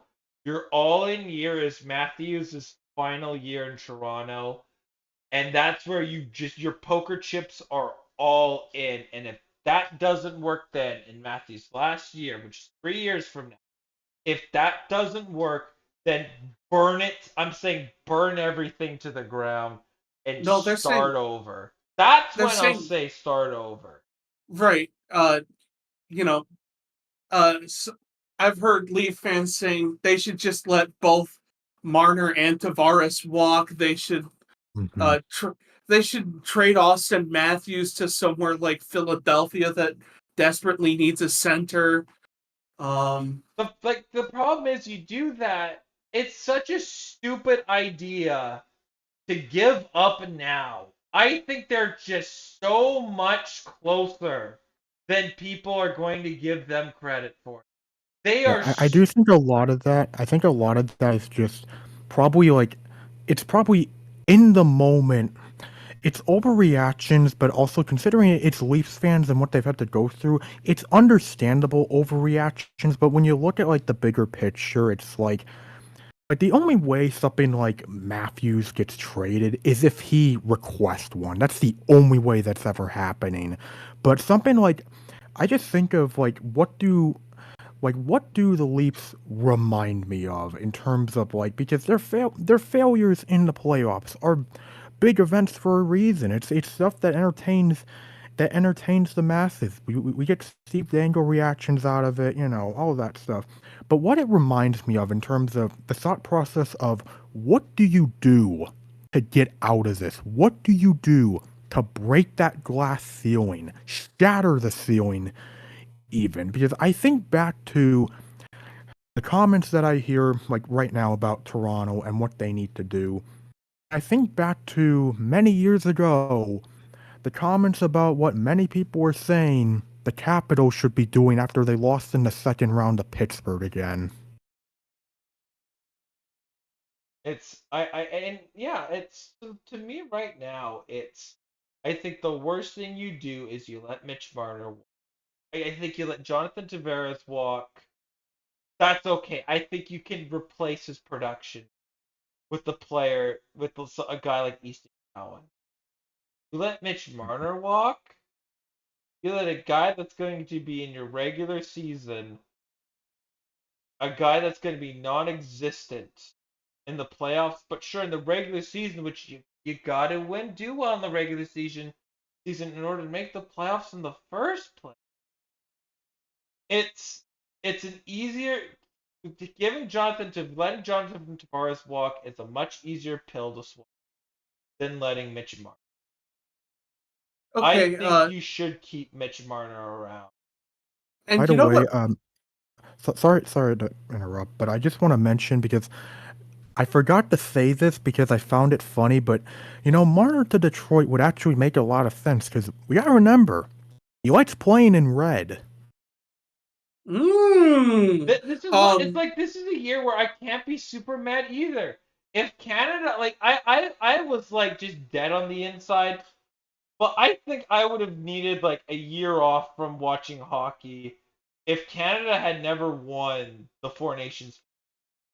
you, Canada winning the Four Nations face-off, I think it really like the sting of it. It really reduces the sting of it. you know, this might sound completely batshit insane, but you know what I think you guys should do with Tavares? Because, he's got great leadership, but his athletic skills aren't great. I think you should see how he does with coaching down in Cincinnati for the I wouldn't be coaching ECHL. quite yet. I wouldn't be coaching quite yet. I don't think the Leafs are in I don't think ECHL would be where you would go. You'd want him in the AHL. ECHL is lower. Yeah, I know. You want him in the AHL. You want him your AAA guys. I don't think John Tavares is like approach necessarily. I don't think he's got the Wait, style why? for it. Wait, why do you think ECH AHL is a better step than the ECHL? AHL is you're going to be working with guys in the Leafs organization that are actually going to make an impact on the team a lot sooner than the ECHL. It's very rare you see a player that is going to have a long-term impact. Yes, there's guys that have done it, but like the ECHL hasn't done enough to establish itself yet, per se. Like it's important now that every team will now have one.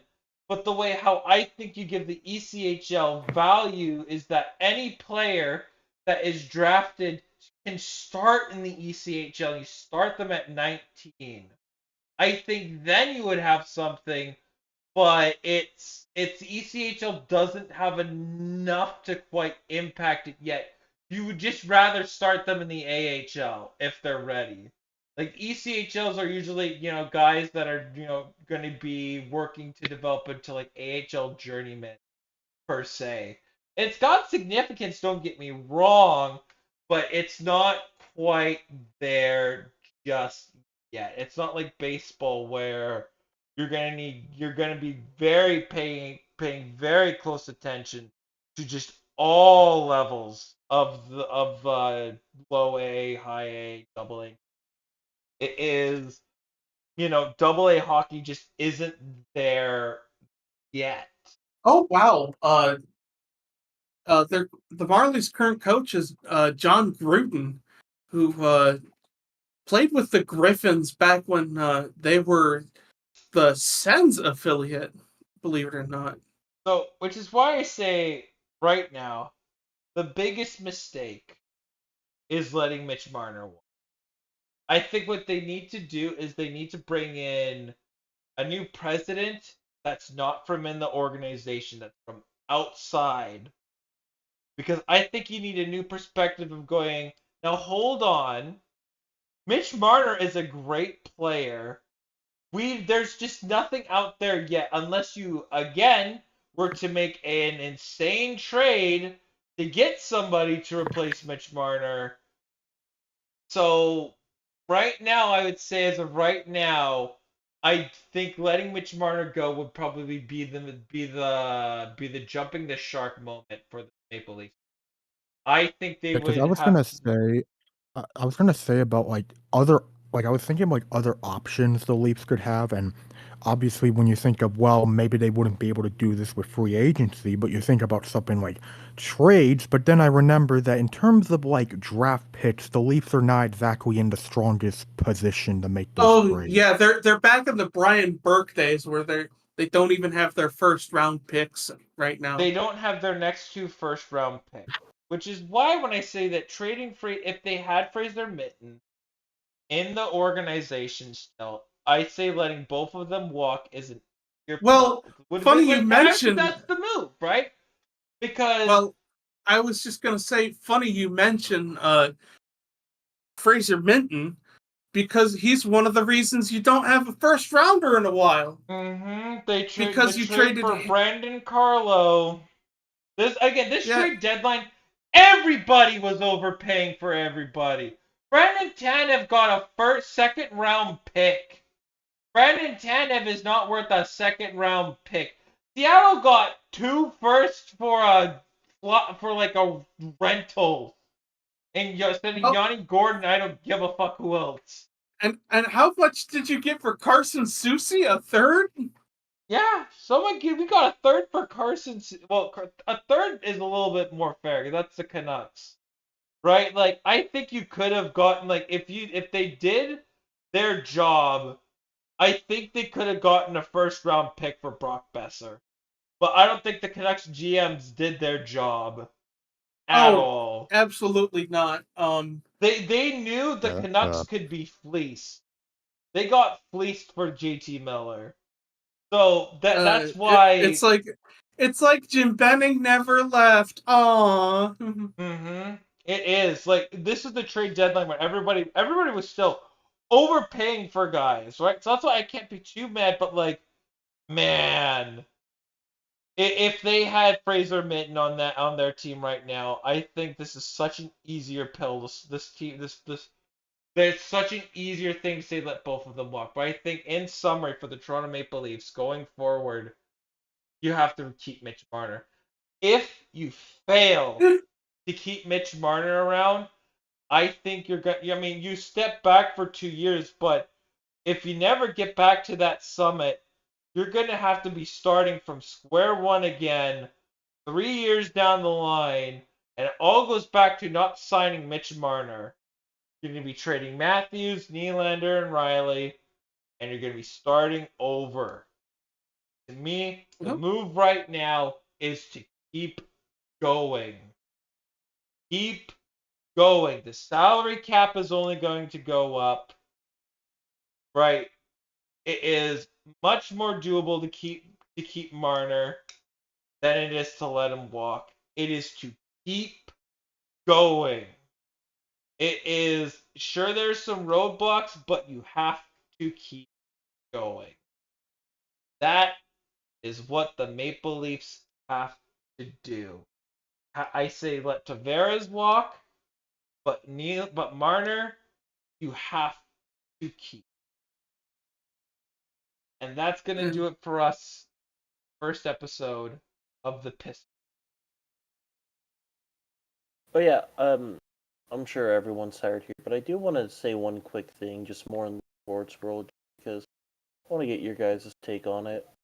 The college football announced that they are going to change their format, and instead of giving one group of 5 team a guaranteed playoff spot, they're going to have it so only the top 12 teams make it. And I wonder what you guys thought about it. Wait, a group of 5 doesn't get an at-large bid anymore? Nope.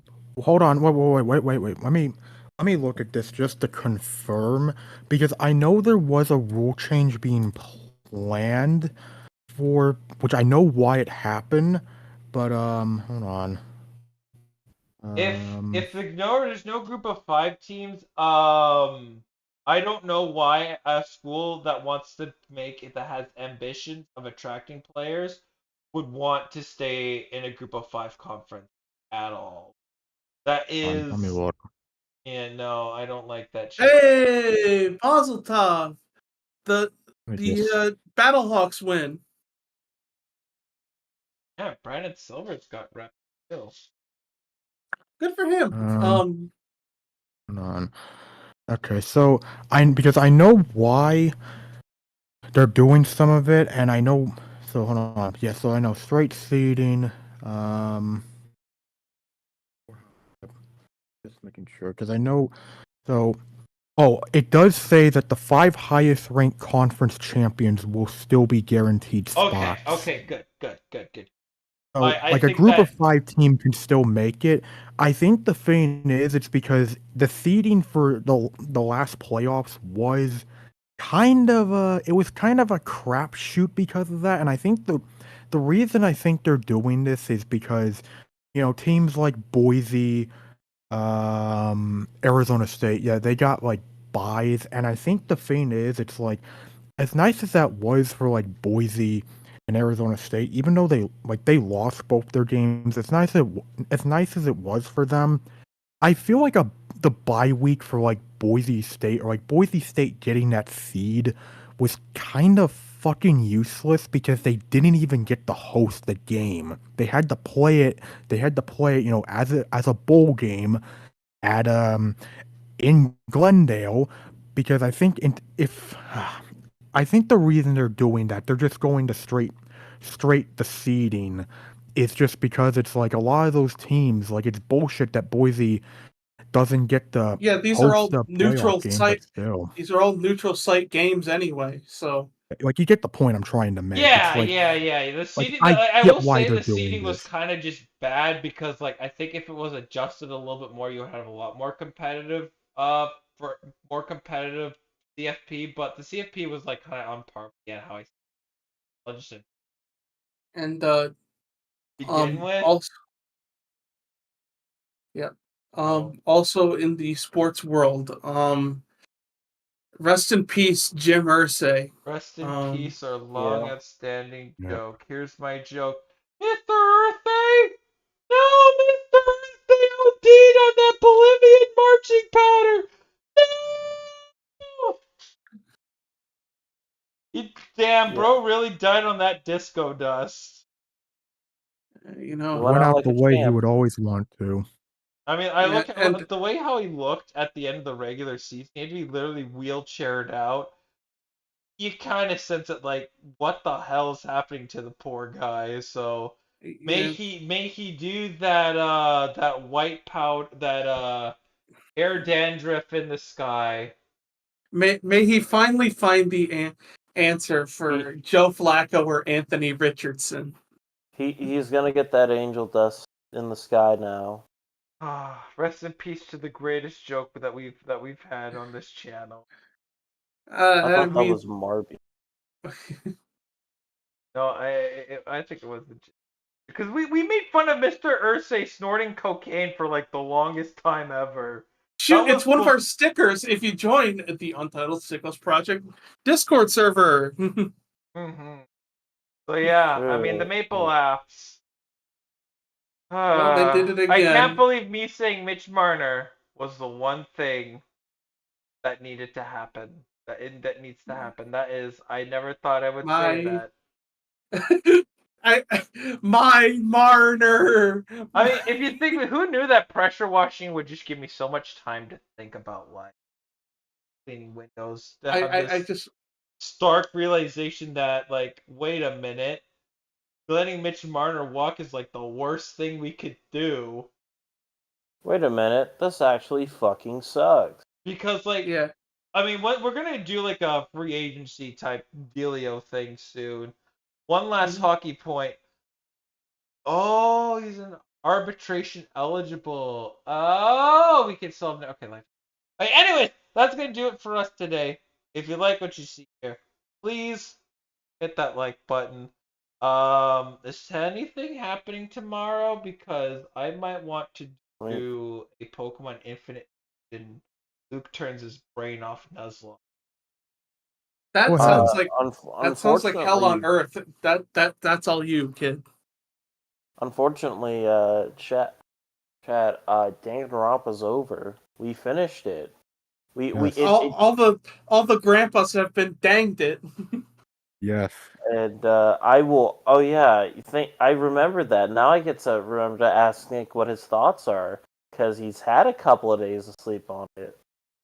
We're not doing this on the podcast. This is not the episode Right? for Yeah, it.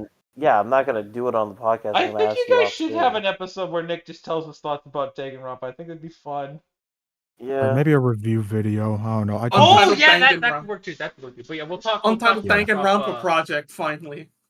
Yeah, they're done with DR, so I might, well, we'll talk about what the stream is gonna do, but I might just pick up Pokemon Infinite Fusion, just Go turn for my it. brain off and just play like a fucking idiot, not be a tryhard sweat about it. I did a trial run last week, and I made it pretty far, just half-assing everything, so. Or Luke, once I'm better rested, we could continue the Portal 2 playthrough.